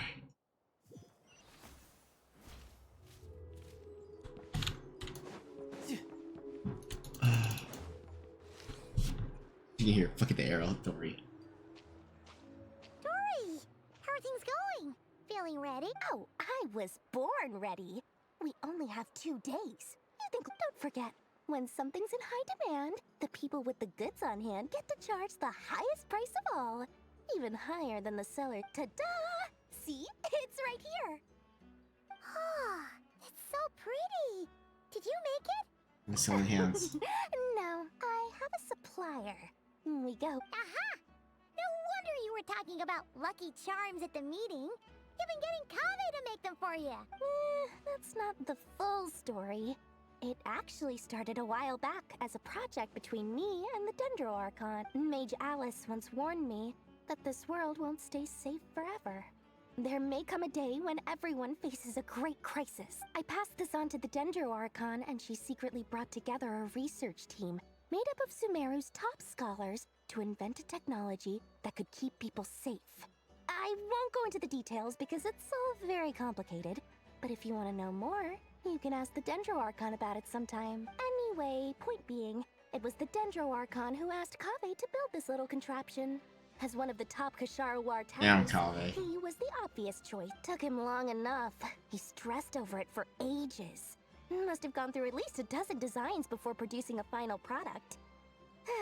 But that's Kaveh for you. Marak delivered it to me a couple of days ago, along with a letter from Kaveh. Could I ask why I'm sending this technology to you? And what's your proposed use case? Has it been approved by the relevant authorities? Sounds alright. So nosy. My fault for sending him the research permit to begin with. Surely Nahida must have told him you were involved in this project. He was probably just nervous because you're always so secretive about your business. Could be, could be. Anyway, I just replied, let's hope there never has to be a use case. Because it would involve grave danger. Fair enough. But it sounds like he was just being cautious. He probably felt responsible as the one who made it. Or maybe he was asking as a favor for his housemate. He's done that before. Not sure why, though. His housemate doesn't seem to really care that much about this kind of stuff. Either way, all's well that ends well.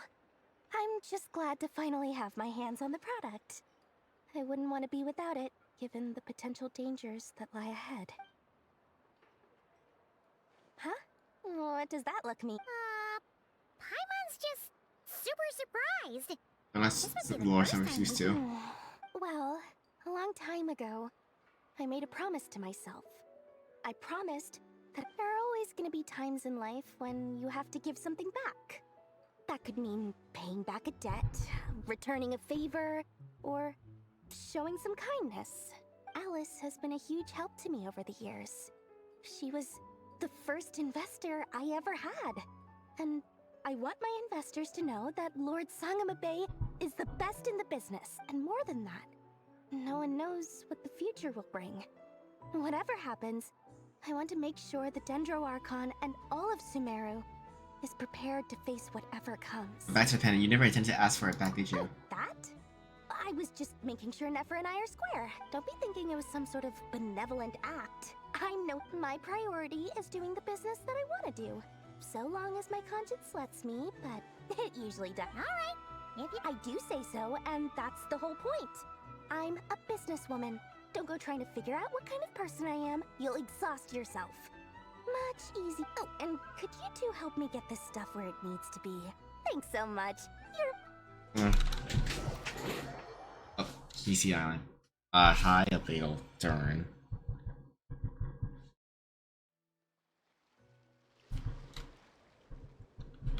No time to lose.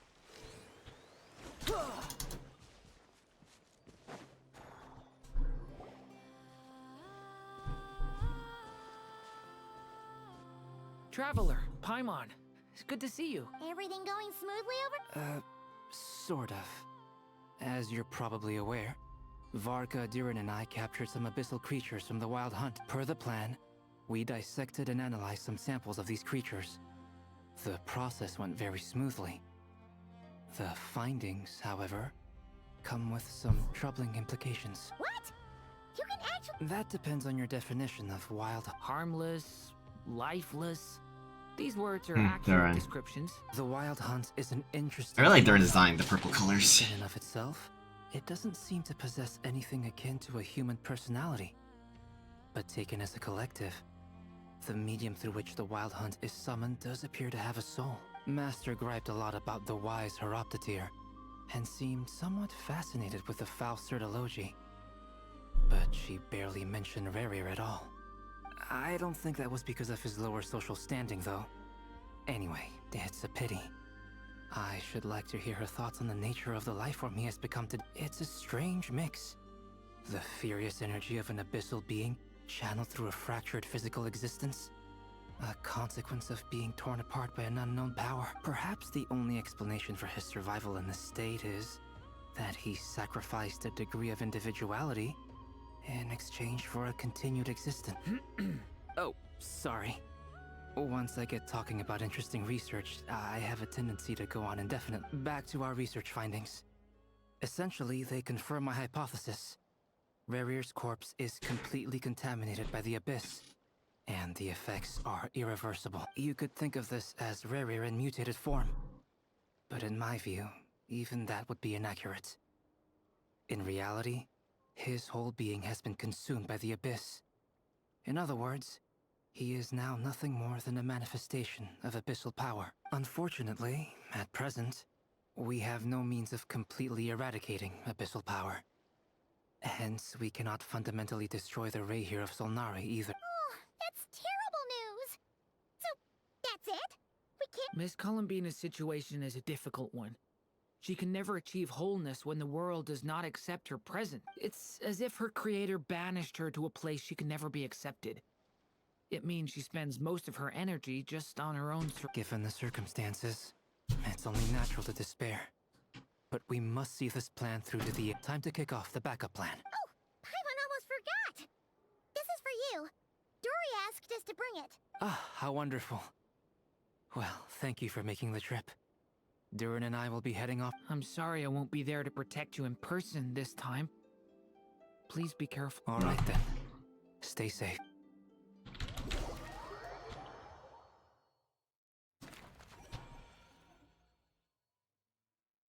No time to lose.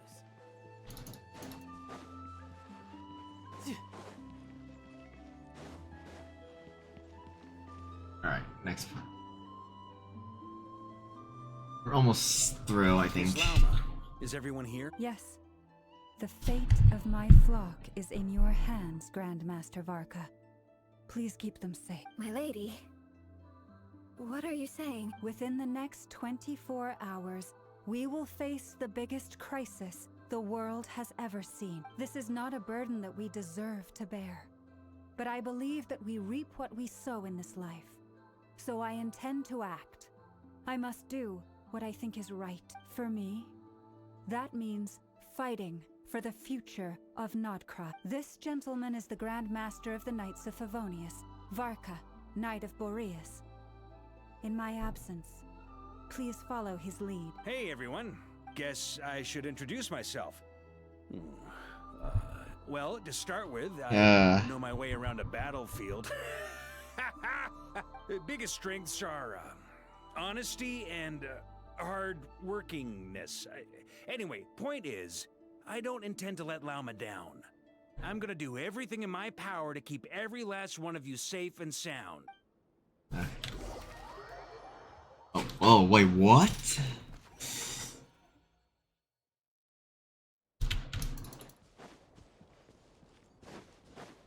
Ainsleeve.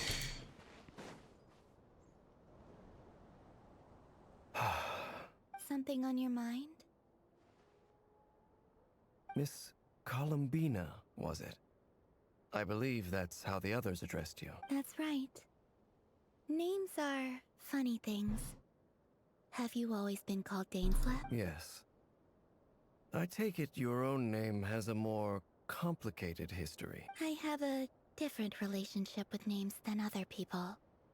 To be honest, I'm not even sure that Columbina is my name. At least, not in the same way that Dainsleif is yours. But it's what everyone calls me, and I go along with it. A lot of my life has been that way. I get so used to things that I forget to question why they are so. I never used to think much about where names come from, or what they mean to people. Maybe something's wrong with me. You're different from other people. I sensed it the first time we met. You're more perceptive than most. I'm sure your long life and rich range of experience explains that. Do you ever find yourself missing Conria, Mr. Dainsleif? Difficult to answer. I have dreamed of the past many, many times. Sometimes I'm fighting tooth and nail. Other times I'm lying on the ground, defeated. I don't recall any happy moments from that time. It has been too long. Is that because hatred survives longer than love and affection? That would not be for me to say. I make no excuses for the grudges I bear. But whatever the reason, I remember little that was beautiful or sentimental. Thank you for your help with the Rerir situation. Without your efforts, I never could have learned the hidden truth of his story. You're welcome. I know he's your friend. Friend? He betrayed me. And I never really understood what he was going through in life. Some friendship, that is. Okay. So, do you plan to fight him with us? You see, you're torn. Now you know what really happened. You see the things he's done in a new light. I need some time. Of course. I completely understand. Anyone else in your position would feel conflict. Actually, I went through something similar myself recently. Something happened that changed my perspective on a situation. A situation I took for granted at the time, but now I feel very grateful for it. You mean the Harbingers who still support you, even though you've left the Fatui? Yes. I always thought they were only helping me because Harbingers are forced to work together. But then I abandoned them. A warrant was even put out for my arrest. And even now, they still support me. They're all family. Besides the Tory. About them. Clearly, they view you as a friend. I feel a little guilty now. I regret not seeing her help for what it was, and not treasuring it. I see the guilt that you're feeling now, because I feel it too. Hopefully, talking about it will do us both some good. Have you noticed that the Traveler and Paimon are over there? I think they've been listening. Huh. Shall we say hello? Sure. Hello. Ah! They caught us! Sorry, I'm just concerned about you. I apologize for making you worry. No doubt you wish to know where I stand on the plan to take down the Rerir of Solnari. It's good to hear the name again, at least. I'm afraid I need a little time, but I will seriously consider joining you. You will? Oh, thank you so much! Everyone will be so grateful to hear that! They needn't be. This was something that I was going to have to face up to eventually. That doesn't matter to them. They're grateful to you regardless. You can't control their gratitude, so just accept it. And then, have a think about whether you're willing to join us. Oh, back over here. It's nearly showtime! Let's go rendezvous with the others. You know the place.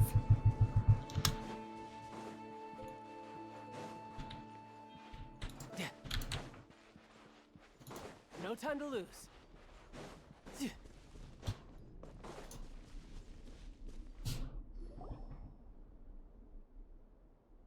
Ah, you're earlier than I expected. Hey, Flint's! Been waiting here long? Not too long. I came a little early so I'd have some time to think. Are you nervous about the... Quite the opposite. I'm reminiscing on my past battles. When I was awakened by the Ratniki, I had not touched a weapon in many years. I felt like the battlefield was not where I belonged. But after waging war against the Wild Hunt for so long, I came to realize something. A life of absolute peace is simply not a possibility for me. My restless flame indicates that somewhere inside of me, there is a deep yearning to root out the evil in this world. Oh, that doesn't sound like such a bad thing. Well, in the past, when I was a Fae whose primary concern was hibernation, it was hardly ideal. But it certainly serves me well here in the present. And I am delighted to be able to join forces with you in this endeavor. Looks like I'm not the first to arrive. Ah, Miss Lauma. Did you sleep okay, Les? I struggled to settle down at first because of the nerves. But don't worry. I got enough sleep in the end. I'll be just fine. Please. I'm just doing my part. Never! Over here! It's been delivered. The backup plan's underway. Rhino asked me to relay a message. She said Anetha will be on high alert and keep a close watch over all secondary districts where defense is required, providing support as necessary. Meanwhile, Ino herself will provide range support to us directly, using her latest invention. Excellent. My thanks to all involved. The chess set's looking a little unstable. It won't hold him much longer. We should be prepared to engage in a it's battle time. No sense sitting around waiting. Let's make the first move while we still have the option. I agree. Paimon, find a safe hiding place. Got it! Be careful, Traveler! I will. Oh, it's time. Everyone, take your positions as soon as the battle starts. Every ounce of strength we have in our bones, let us bring to this fight. Ready? Yeah. Oh, it's time. I've seen all your futile ploys before. You have become the authors of your own demise. I wouldn't be so sure about that. You are merely a moment of sport before I tear down the moon. Oh.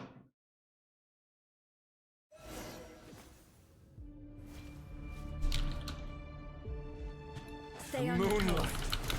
Great. Yep, you too. Let me help you guys.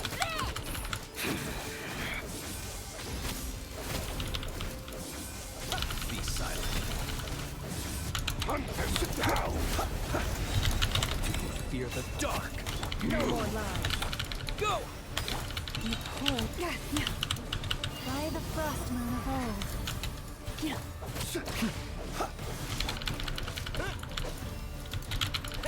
Hunt them down. Can't hide the truth. The deception ends Moonlight. Close your eyes. Be silent. Observe. To dust. here. No more lies. Go! Yeah!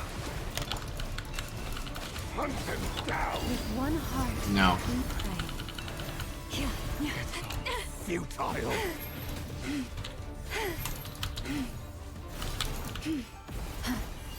Hunt them down.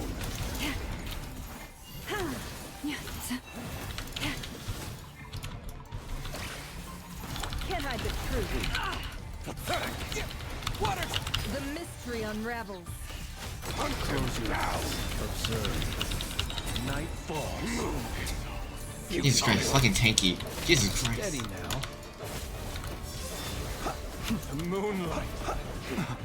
Pathetic. By the frost moon of old.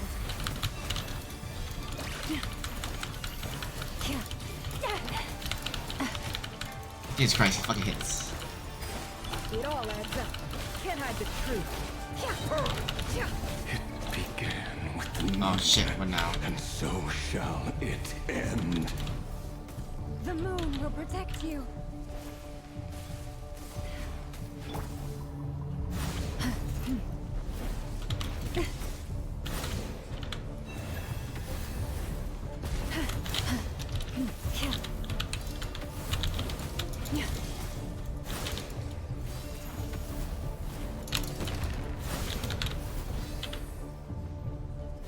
Do you see now? Okay, that's why. Be silent. From here. When will it be as you foretold? Move.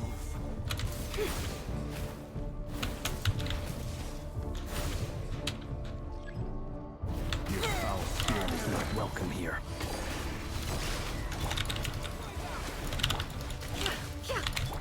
With one heart, we pray. Leave this world. Close your eyes. Be silent. Observe. Jesus Christ. Night falls. Close your eyes. Fear the dark. Futile. Can't hide the truth. Water jet! Forest, protect us. Stay your hand. Jesus Christ. Dude, look at this boss fight. What the fuck is this? Water jet! For the everlasting forest. Futile. The mystery unravels. Moonlight. Great.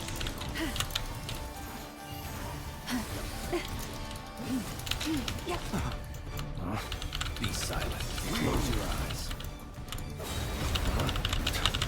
Fear the dark. Observe. Futile.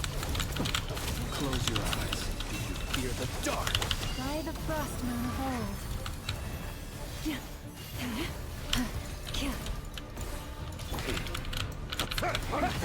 No more lies.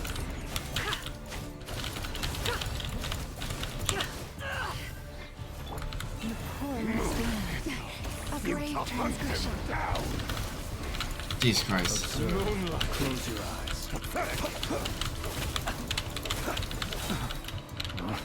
Be silent. Do you fear the Seek within. Jesus Christ, this is not a team comp. It all adds up.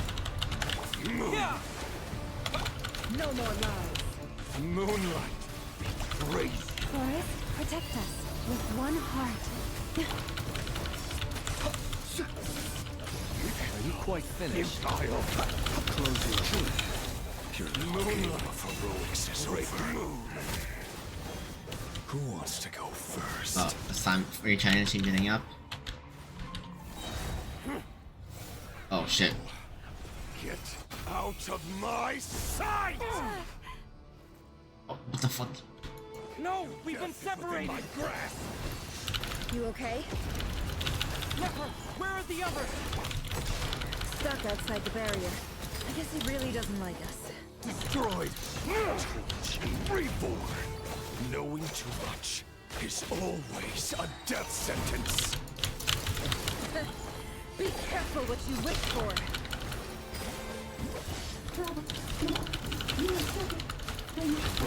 Lama! Can you hear me? Hold on, wait. Silence. The voices are gone. But at least I know they're still there. I need to focus. Stick to the plan. Remember my most important task. Just keep stalling him. If I can stall him for long enough, the moment will come. The mystery unravels.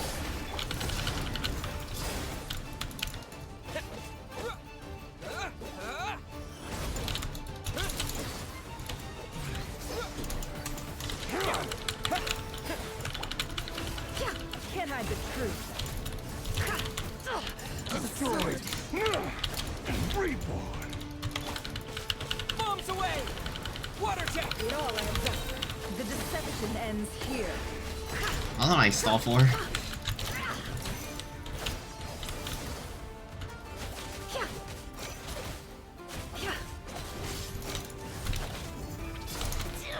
I sidestepped her, hello. Can't hide the truth. It all adds up. Water jet! The mystery unravels. Can't hide the truth.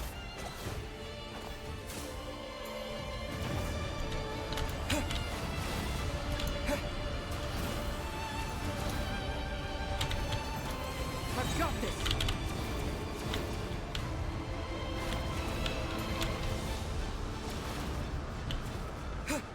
What am I supposed to do?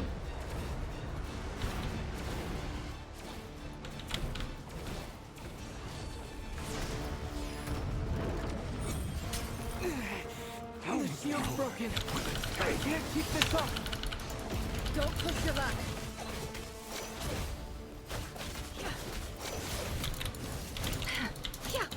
Can't hide the truth. The deception ends here.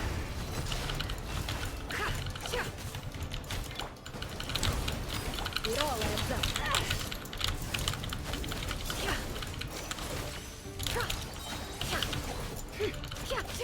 The mystery unravels.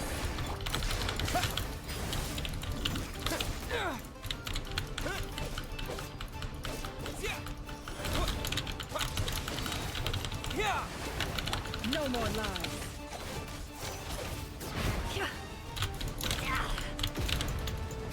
It all adds up. Come on, can you die already? No more lies. Run. Hide.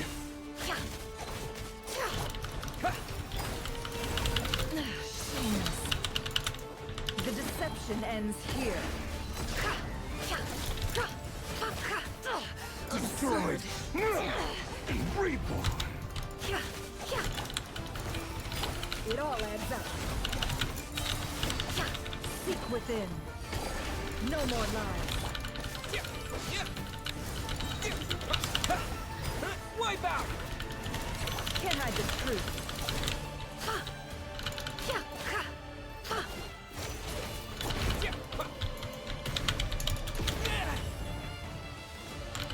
Go!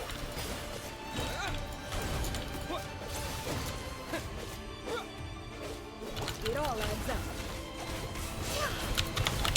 Bombs away! Go! The deception ends here. Come on, how much more? I'll show this again.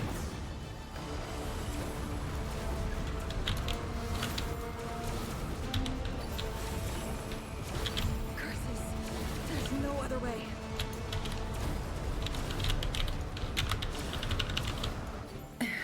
What?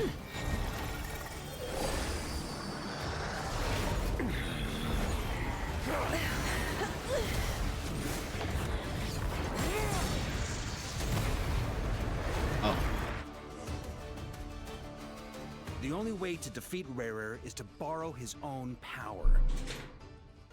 That means Columbina will have to disappear while you two bear the brunt of his attacks. Wait. You have to hold on. Find a way to keep him focused on killing the two of you.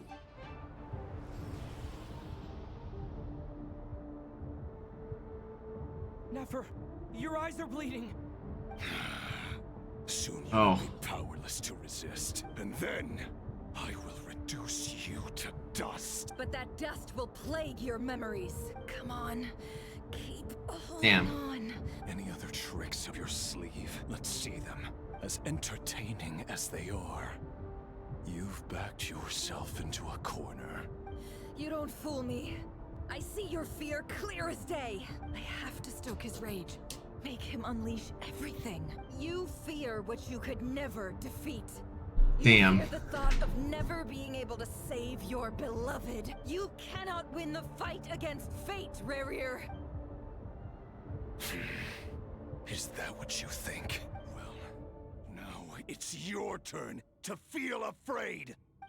Uh-oh. Oh. You fear the sound of your own name? Is it us you hate? Or is it what you've become? Let's see what becomes of you!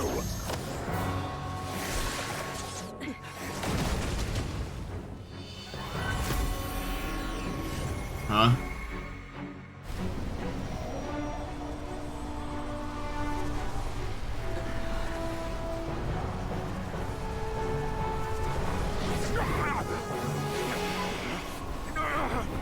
Ooh. What's happening? That power. I've seen it before. Can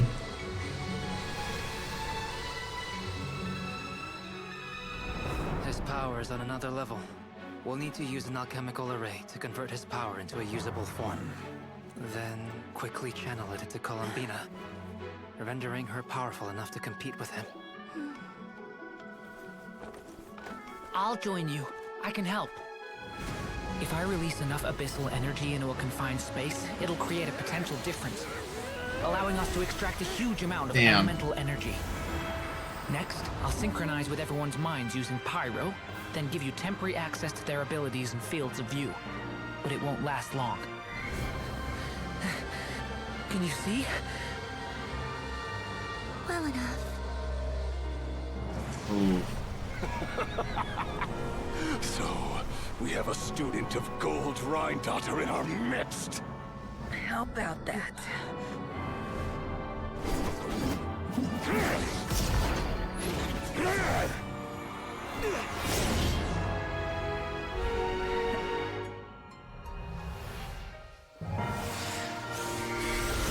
Ooh.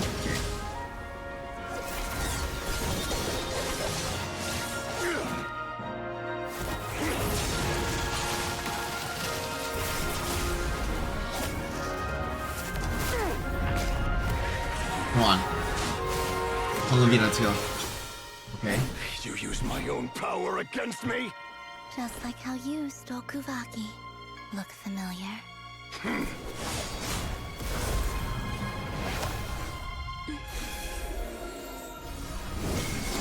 Oh, Columbina.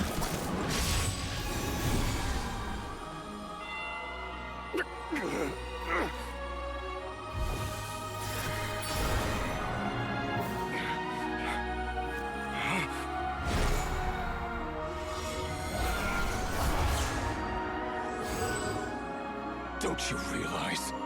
You don't have the power to hold that gate open. I don't, but someone else does.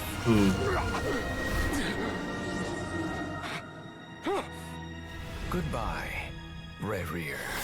Damn.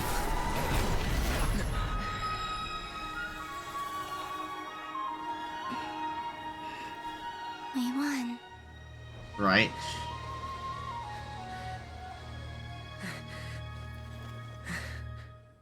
Damn, way to go.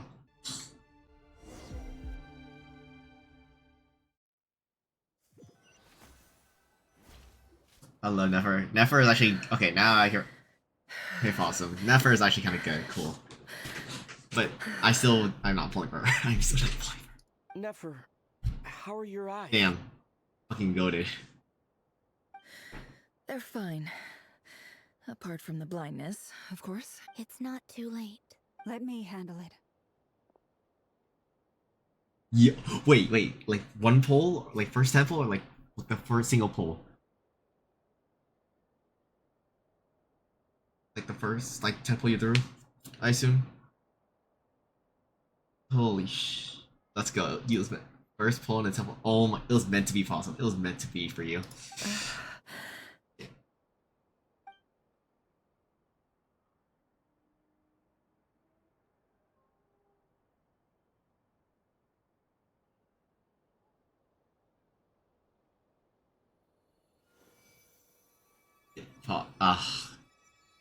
Damn.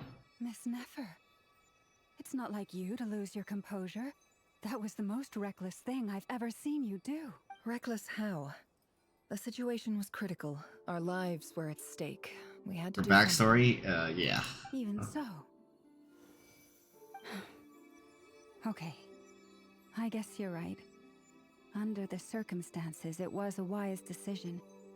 You traded your eyes for an incredible victory. In business terms, I suppose that's a huge return on investment. I'd be hard-pressed to argue otherwise. Still, I don't like this outcome. And I don't want you to lose your sight for good. People suffer when they make sacrifices they shouldn't have to make. Whether that means faith, strength, or in this case, your ability to even see. I had hoped you could win without sacrificing so much as a single hair on your head. Thank you. Really. All done. So is it healed? Don't try and open your eyes just yet. We'll see how you're doing in a couple of days. Until then, please follow your recovery plan to the letter. I'll send full details through Yehoda. For now, just get yourself home, relax, and my dear friends, we have fought bravely. I feel like something's gonna happen. He's gone, but like something's A dark plotting. cloud has been lifted from the skies of Nodcry. It feels too All good to be in true. This land will be grateful for what you have done. The moon will remember this day. Thank you both. Yehoda shows signs that helps up here home, of course, and comes to be back. And ending the road, isolates the new one. She proceeds to catch as the silhouette disappears. Listen, you know, she seems almost smug. There's something I want to let you know. What is it? When Durin connected everyone's minds so I could access their powers, I also felt everything they felt. Uh-oh. And since Nefer's eyes were injured, my eyes are hurting now too. Hold on. Let me try. I only feel the pain. There's no actual damage. I Oh. just thought I should tell you. You're right. There's no damage. That's a relief. But I must say, I'm surprised to hear the Kutar share something like this with me. In the past, things are a little different. But I must say, I'm I surprised can spin that to hear fast. the Kutar share something like this with me. In the past, you never used to open up about yourself. Things are a little different now from how they were. I'm learning to share how I truly feel with my friends. I really want to pull her already. Can I pull the Colabino already? Seriously? Come on. Surely you're playable. Be pullable. Please. And I'm skipping banners. I will skip a lot of Nodcry for you. Besides Varka. And maybe Durin. Friends. I'm really pulling all the Oh, guys dear, and how then glad I am to and the hear Fatuis. Best. Oh, I want your fellow teammate to for you. Everything's under control. Is this right now? I want the best. So now he's gone for good for now.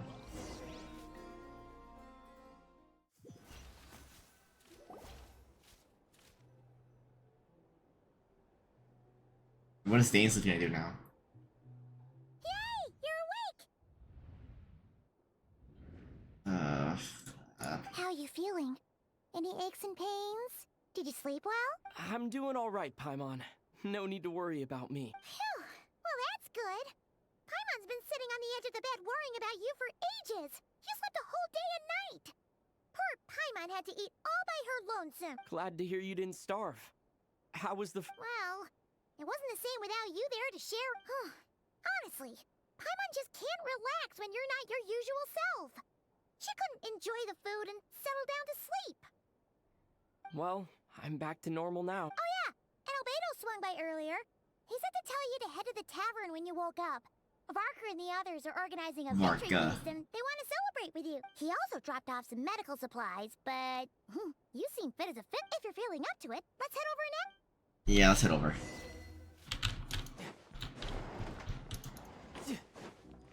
Hold on 1 second. I get to get shot at somebody. Oh, I can't shoot with the arrow. Come on. We're here. Man, I love the color scheme of Durin. The purple and like this is the kind of purple I like in a way. Like not too dark, but not too light. I feel like it's like a good middle ground. Traveler and Paimon! Perfect timing! We were literally just saying how there's no way we're holding this victory feast without you any longer, and we would have. How are you feeling today? Much better. Thanks. Don't worry about me. Relieved to hear it. If that changes, just let me know. Happy to check you over at any time. Yep, we're here for you. Anything you need, just let us know. Oh wait, where's Nefer? How are her eyes doing? Nefer's right over there. I'm sure she'd love to catch up with you. Alright, Nefer, how are you doing? Let's see. Well, first thing first, hold on, pause. I think you love this.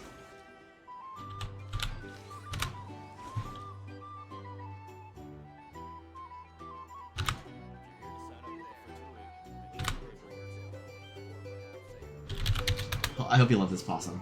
This is for you.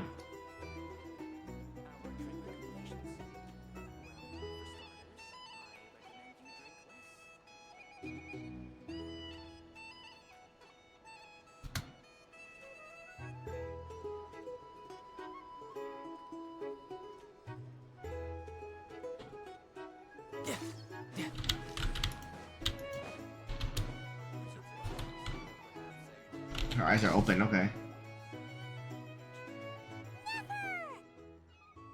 Traveler, Paimon, are you recovering well? Better than Sleep Girl Turns 2. out that moon chanter has some real talent after all. My eyes were mostly recovered after just a couple days rest. I can actually open them again. Yeah, but you gotta be careful. Lauma says not to strain your eyes while they're still healing. Yes, thank you. I'm well aware. Yehoda, could I borrow you for a moment? I could do with an extra pair of hands. Oh, sure. Coming. Did you hear that? I gotta go help Lauma for a second. You guys chat among yourselves. I'll grab us some drinks on the way back. Paimon, you still like them so— You bet! Sure thing!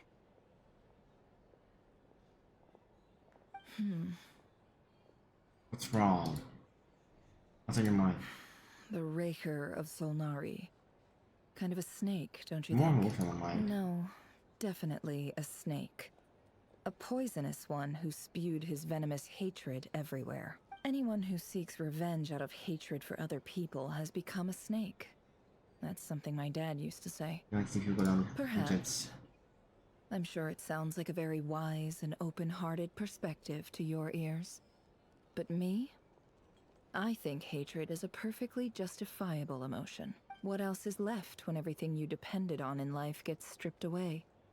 Something's gotta fuel that. See a lot of things drive that to you keep get down on. If you're worried about me, you can nip that in the bud. I'm not someone who gets stuck in the past. It's just— I suddenly feel like I was wrong to call my father a liar. He was just a fool. That's why the Academia turned their back on him. Oh, father. How much better things could have been if you were a skilled liar. Look at the Ibis King. Thoth is a fiendishly cunning liar. And yet, strangely, he feels more like a father to me than my real dad ever was. He's never brought it up, but I'd bet he feels the same way. Why else would he give me the power to perceive the truth, while at the same time— I haven't heard that it was training King me in the art voice. of deception? What's he actually like? Well, King Deshret banished him to Aru, which is essentially a prison, and posed 3 questions to him. He promised that he'd have his freedom if he could find the answers. His response was to take on a physical form and approach me, hoping that I could become his envoy and search for one of the answers on his behalf. Did he really think I'd fall for that? He's stuck there. He can't make me return what he gave to me. So that's enough for you to decide he's nice, is it? He's a prisoner, and he was scared. So he decided to perform some good deeds to win people's approval. He lives in fear because he's a deceiver. How is Rerir any different? You can't work as a spy your whole life and expect a happy ending. It's preposterous. Yet I can't say I don't understand it.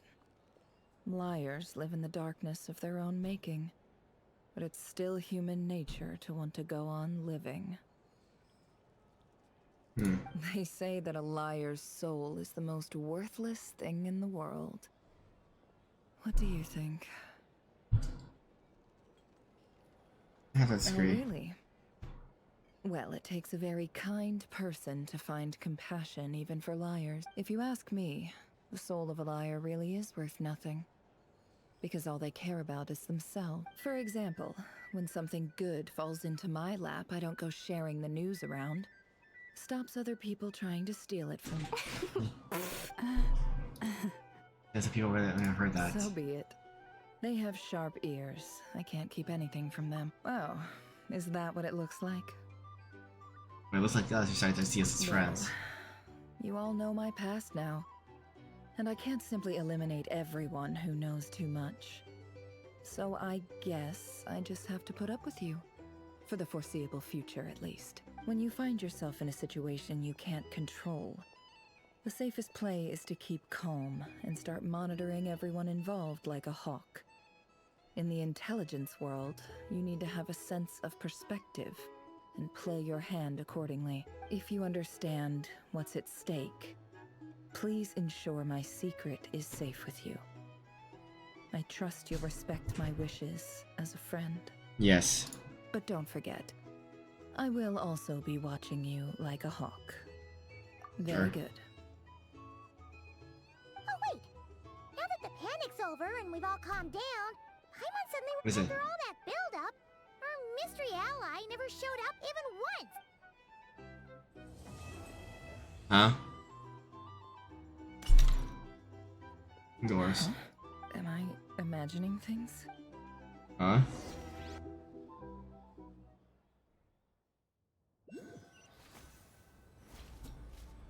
So, that close colleague who stayed behind with you? What's he been up to recently? Oh, Doctor. Hello, but hello. Abigail. Don't know, don't care. I get more normal human interaction from hanging out with Bosco too than him. Although, now you mention it, he hasn't bothered me in a while. I wonder if... If he's disappeared without a trace, it's the biggest gift he ever gave to the world. But I somehow doubt that's what's going on. He won't lie low forever.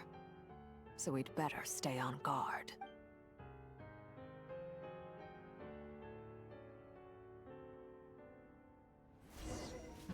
That's it? There's more shit, isn't there?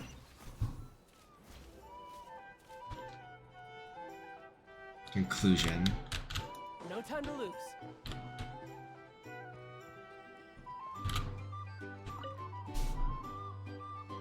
How have you been holding up? Any adverse reactions? If you start to take a turn for the worse, make sure you tell me right away. You don't need to worry about me, Grandmaster. I'm fine. I mean, I barely did anything, so... What? You're too humble, young man. You played an indispensable role in the battle for Nodcry. We can't thank you enough for your support. Sometimes, when people praise you, it's because you deserve it. The best thing is to accept it calmly and with grace. It's important to learn how to respond to words of admiration. Let's do a quick demonstration. Albedo, that was an incredible feat of alchemy. The pressure was on, but you worked flawlessly at lightning speed to get the job done. Thank you. I can't take all the credit, though. Durin played a big part in forming the alchemical array. See? Did you catch that? A masterclass in how to take a compliment. Oh, okay. Yeah, I did work pretty hard to help prepare for the battle. No point denying that. Hey, you guys! There's a Yuri on Hey, the sits look there. who's bounced back. Looking good, traveler. Seems like you've recovered. You won't need to take any more medication. Can I get you a drink? Huh? You know how to order at a bar now? You've sure learned a lot recently. Handling a drinks order is ridiculously simple compared to alchemy. Don't worry, I'll blend into society yet. Paimon believes it. You're clearly a fast learner, just like your brother. To be totally honest though, Paimon didn't quite follow all the details when you first explained the plan to us. Don't worry, that's completely understandable. Unless you're a student of alchemy, it's hard to grasp the principle and how the process works. To put it in the simplest terms, we saw how our enemy stole the power of Kuvaki. And that gave us the idea of stealing his power to turn it against him. When facing an enemy you have no hope of defeating, it's best not to engage them in battle. So, instead of looking for a way to overpower him, we decided to help Columbina get strong enough to at least stand up to him in a fight. For this to work, we had to analyze his modes of attack, confirm who his main target was, and make sure that he wouldn't go beyond the range of the alchemical array. For added security, we prepared a total of 4 arrays.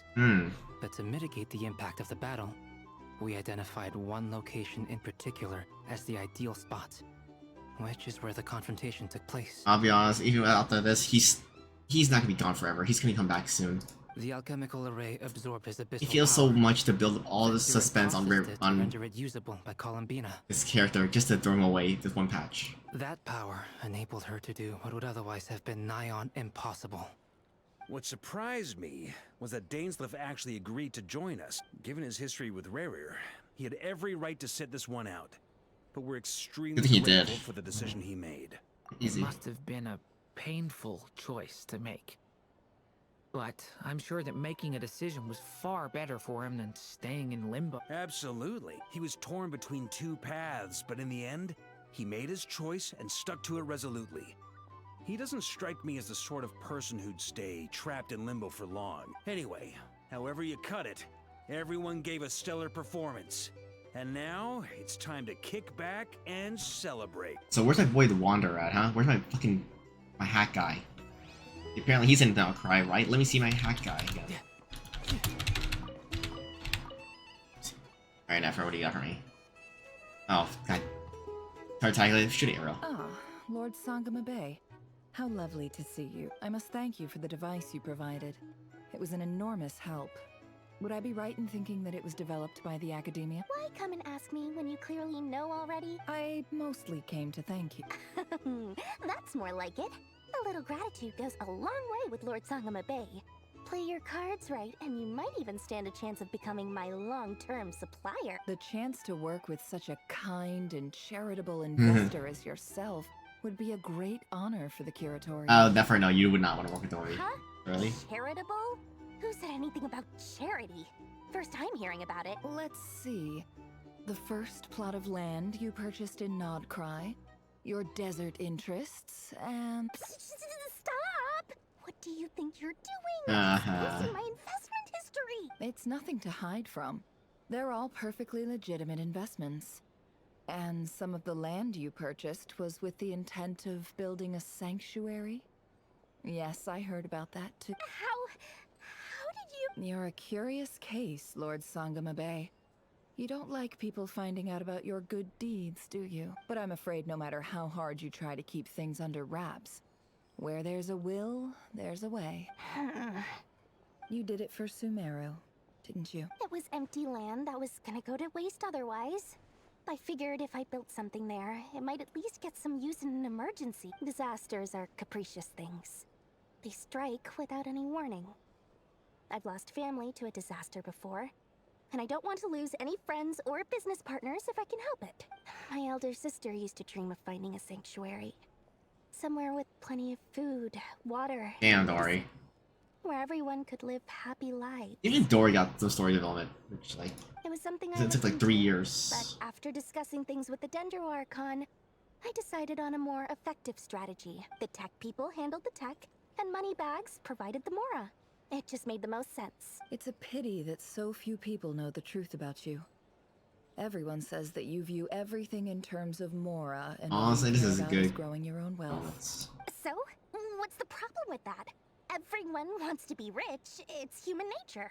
So yes, I love Mora, and it's nothing to be ashamed of. But surely you have dreams of your own beyond just making Mora. You don't get it, do you? My dream is to invest in other people's dreams. And, you know, make a nice little slice for myself along the way. Just thinking about it makes me happy. That sweet, sweet sound of Mora. Thank you. For the And the pendant. Oh, that. I was just returning a favor. Don't worry about it. Seems like we've both been away from home for a very long time. Yeah. So long that I barely remember what my family even looked like. That would be your mother, father, and sister? Yeah, though it's been years since my sister passed away. It's not like I want to forget them, obviously, but memory can be even more ruthless than the most calculating business person. Beyond a certain point, if something isn't helping you, it just gets rid of it. My sister can't help me now. Slowly but surely, her face is fading from my mind's eye. It's become a vague impression. Not everything will fade. When loved ones pass away, the beautiful memories are the ones that last the longest. Yeah, that's true. If you ask me, that's the one silver lining in all of it. Well, that, plus, I'm sure that life is much better now than it was back then. Oh, absolutely. I have tons of Mora, a big, beautiful house. Business is booming, and I'm as happy as can be. You've got a lot going for you, too. Boss of the Curatorium of Secrets? I'm sure there's plenty of more. I appreciate the vote of confidence.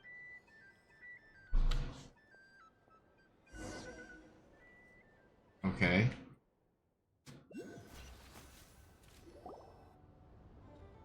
Oh, another tea party. That's the only reason you're here. Yes. I've thought a lot about it. And I've realized that you, me, and Arlecchino should be friends. I think this is very important. So I felt I had to come and tell you. Well, this is a new one. I'm so moved. I can't even hold my teacup. If that's all, you can leave now. Do you not want to be friends with me? Or is it that you prefer being co-workers? What is this, Columbina? Are you deliberately Right now, my I love politeness this. module is active. But if you say another word, I swear I'll shut it down. If your politeness module was active, wouldn't you say the word please at some point? Polonia, please see Lady Columbina to the door. Will you still invite me to your next tea party? What? Yes, I think you will. Bye-bye, dear Sandrone. I love the Fatui. Oh, fuck, I didn't get that. Catch up with a friend, hoping not interrupting. Last time, the Wild Hunt escorted you out. Would you rather I handled it myself this time? We just wanted to, see how you were doing now that it's all over. Why? Out of concern for my safety?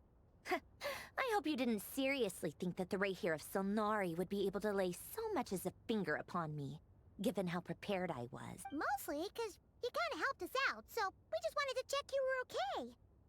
Looks like all your robots are fixed, huh? Aside both teacups on the table, after tea, so we are interrupted. Oh, don't you worry Oh, about no, no. that. Tea time is already a write-off.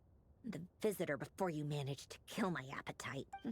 If you're in the mood for tea, go ahead and help yourself. Otherwise, it's going to waste. My coasters are still missing in action, though. Use this notebook instead. Whoa! Pretty hefty notebook. Look at all those calculations. You can ignore those. They're just dumb scribblings. I doodle and write in my free time. Sometimes I remember the distant moment past. Sometimes I imagine the far-flung future. And other times, I grit my teeth and note down all the crazy nonsense going on in the present. Some people do the crosswords in the newspaper. This is my equivalent of that. Trying to predict the future is like daydreaming. And writing about the present just makes me furious. The past is my favorite. If nothing else, it's already set in stone, so I don't have to rack my brains trying to figure it all out. Huh. Although, having said that, the only vaguely interesting memory in my past is probably that guy they call Lord Artificer. Lord Artificer, you mean Alan Guillotine? Who else? Pretty much all the mecha and Fontaine are his personal handiwork. Wait, are you saying you know him? Like, personally? As a friend? I mean, I guess we were friendly enough. So you've actually met him, but he lived hundreds of years ago. Yep.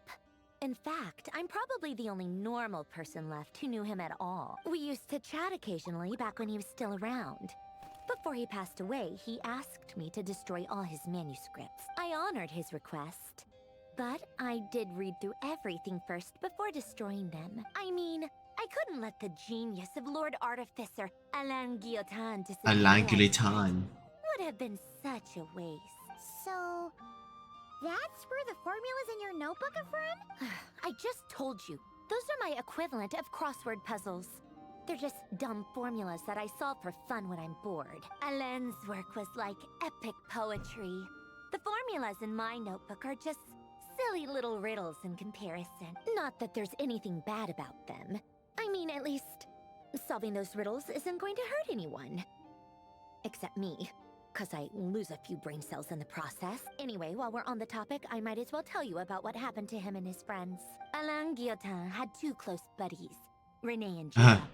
They spent their childhood years together in a Narcissus This fucking court. side quest. This fucking side quest story. They were all quite competitive, so there was some rivalry between them. But it was a friendly rivalry. But beneath the friendship and the rivalry ran something deeper. a sense of nostalgia for the past. Unfortunately, childhood would end. The prophecy would come true. The apocalypse would arrive, and the future would never be. A mad dream that would normally only capture the minds of lunatics begin to take root in their hearts. A dream of saving the world. And if Renee and Alain had been people of lesser wits, that dream would probably have ended up as something for them to joke about in their older years. But alas, they were some of the sharpest minds around. They nurtured that dream with the full power of their intellect, and it grew into something that ate away at their souls. I wonder, if this thing stops spinning, will she stop working? The first of them to fall under its spell was Renee. Against Alain's wishes, he persisted in experimenting on a mutual friend of theirs to try and save their life. Alain did not approve and parted ways with Renee. It's complicated. Alain wanted to believe that Renee only did what he did for the sake of their friendship.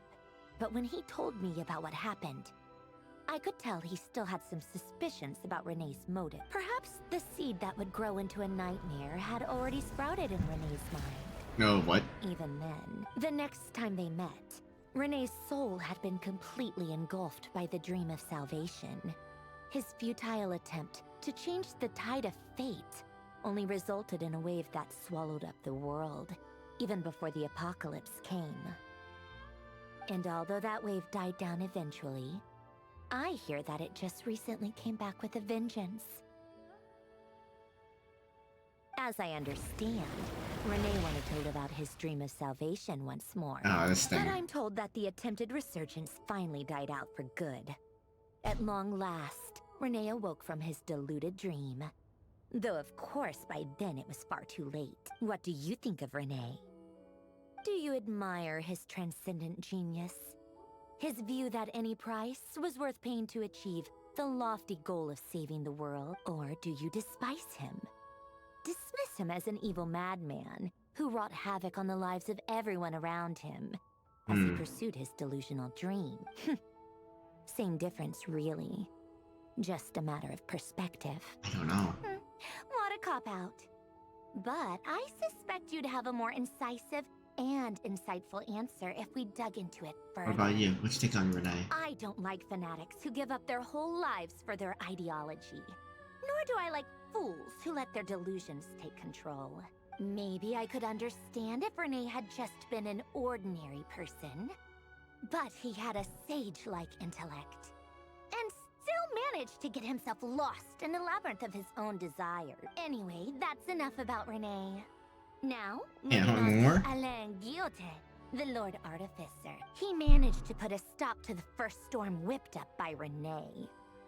But after that, Alain lost his friends and family. To his credit, I suppose, the loss of his family and friends was purely a tragic accident. It's not like Alain sacrificed them for his cause or anything. After that, the only thing supporting his work was the same dream that had dragged his closest friend down to the abyss. Oh. But although the desire to save Fontaine drove him to found the Fontaine Research Institute, Alain continued to reject any form of transcendental knowledge or power. He was suspicious and fearful of it, having seen the way it had affected his closest friend. I think that formulas and machines derived solely from human intellect were the only thing that gave him a sense of spiritual comfort. Yet Alain's intellect was simply too great. It barely left him space to breathe in his lifetime. Once he realized that the end of his life was approaching, he finally accepted the truth. The Nazissenkreuz Institute needed someone, and a human being, to see its story through to the end. He quit working on his formulas, trading them in for the fairy tales that had played such a formative role in his childhood, but which he'd barely touched in his adult life. He told me that the director of the Nazissenkreuz Institute used to read those fairy tales to the children as bedtime stories. Apparently, they worked wonders at sending kids off to sleep. I think that all he wanted at that time in his life was to be able to sleep deeply without being plagued by depression. By that point, nothing else really mattered. At the very end, he laid down to rest in the ruins of the former Nazissenkreuz Institute orphanage, while the Fontaine Research Institute he had founded continued tirelessly with its work. Many years after that, tensions over competing dreams would once again cause a rift. This time between members of the Fontaine Research Institute. But the actions of those fools had nothing at all to do with Alain. And that is the story of two people from the Narzissenkreuz Institute who both wanted to save the world. One went all in on his fantasy of salvation without ever looking back, and ended up I calmly just hate the fact sinking to the bottom all of this the lore deepest in the main quest is only done by the side quest, but even then. The other sought desperately to burn bright in his life, even though he wasn't sure where he was going. I do sometimes wonder, why is it that people like them have such grand hopes of saving the world? Even the grandest tree starts as a tiny seed. So perhaps, for each of them, their mission to save the world began with a very simple desire. To save themselves. They were young children with friends and family who mattered to them. Oh my Desires god. to explore the meaning of life. Ambitions to have a successful career. They didn't want to see all of that take, or maybe they just wanted to find something to anchor themselves within the chaos. To stop them getting quietly swept away by the storms of life. But instead, the search for their own salvation took them down the rocky road laid out by fate. Do you think the desire to save oneself is enough of a justification to try and save the world? Save myself is enough to just.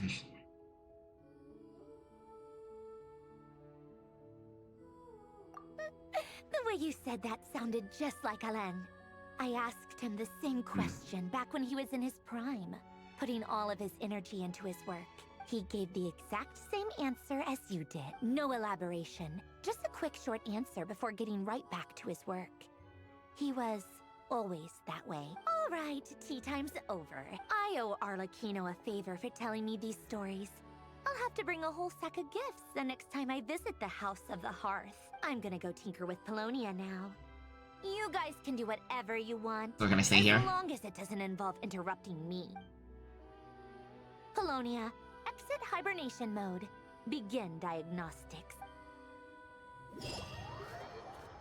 We're done, right? Is that it? Of course I can't fucking go in there.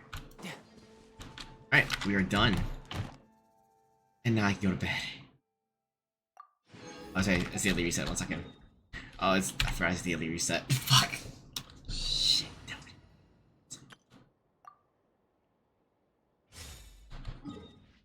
I did not realize it was reset. I forgot it's 2 AM.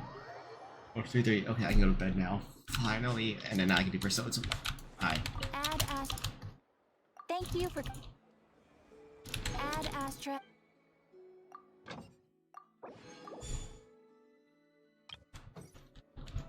Wait, can I, that's done. Get a free wish. Heck yeah. Free shit. Love free shit here.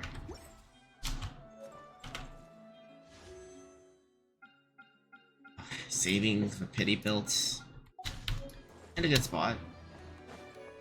How much resin I have left? Now we have to get that one. Okay. I think we are good for tonight.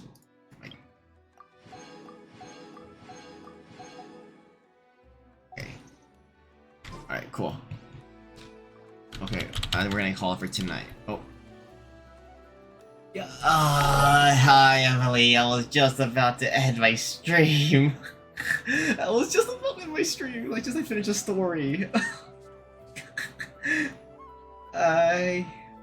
You can read someone already, don't worry, but hi everyone, hi Raiders, thank you for coming by real quick. I'll stay on for a little bit longer though. Oh, let this going. Yeah, we were. Goddamn, wait, where's my button? Wait, where's my button at? Here it is. Okay, I'll call it for tonight. Yeah, the timing is just so unlucky, honestly. But hi, Raiders. Yeah, names denial. Thank you for the follow, Vikovic. Thank you. Rift denial. Listen, I'll stay on for like a little more time. Just like second time in a row, Rip. What do you mean second time in a row, Rip? Wait, when was the first time? When was the first time? Or is this last from last stream for someone else? Listen, it's okay. I'll yap for a little bit before I end. But yeah, you can see it tell enough for us Raiders. Oh, Oh, oof, rip. Okay. But yeah, you can tell, Rowlets, this is the second time. Oh, it's okay, Emily. It's okay. Oh, thank you for that jump scare. Try to scare me. Try to scare me when I'm not looking at chat. That's the hard part. But yeah, we just finished Genshin's Act 4. It was good. Where's it at? Wait. Oh, it's gone.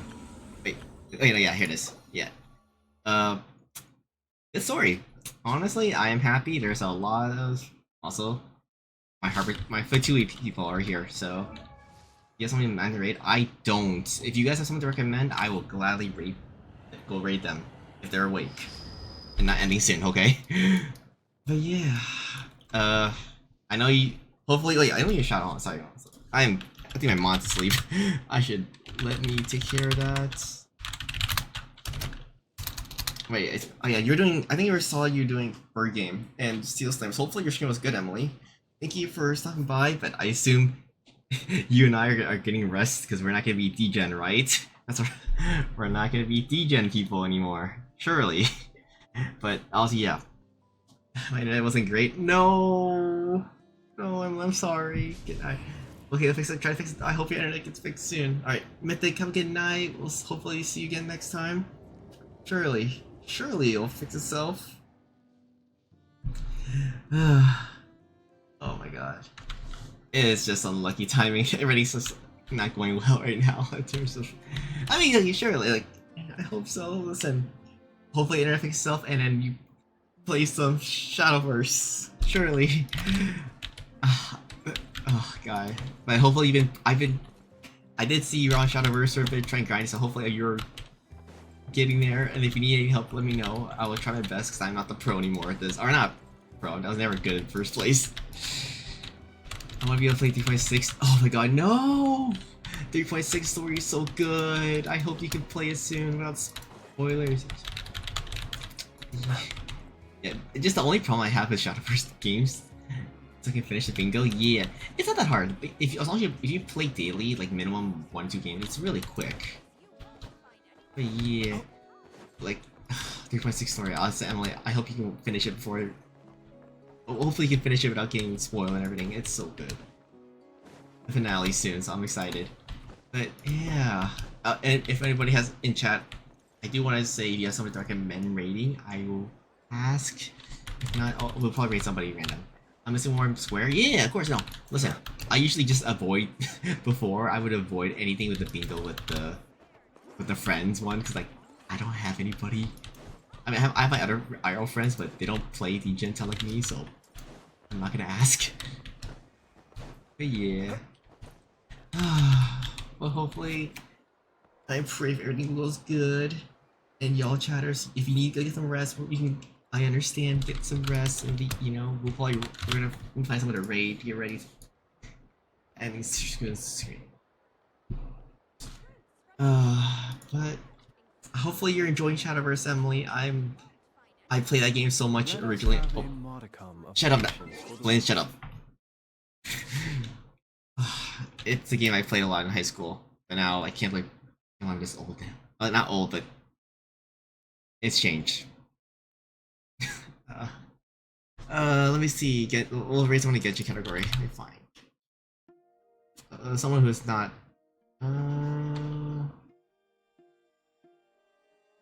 Try to find somebody real quick. Okay, I think I found somebody.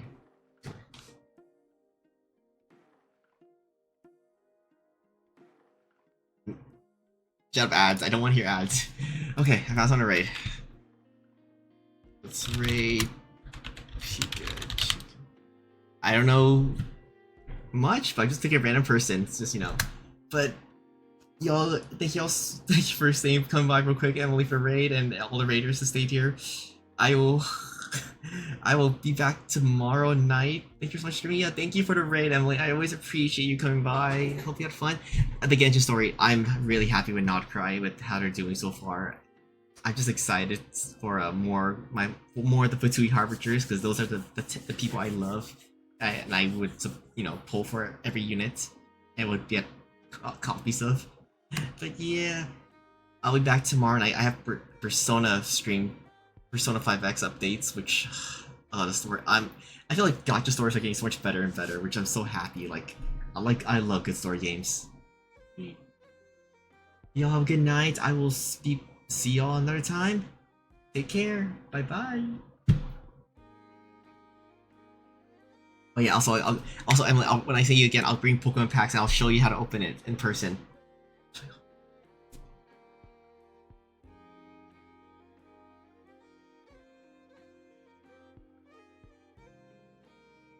Yeah, of course. Thank you, Emily. You got anything for you. Alright, bye, chat.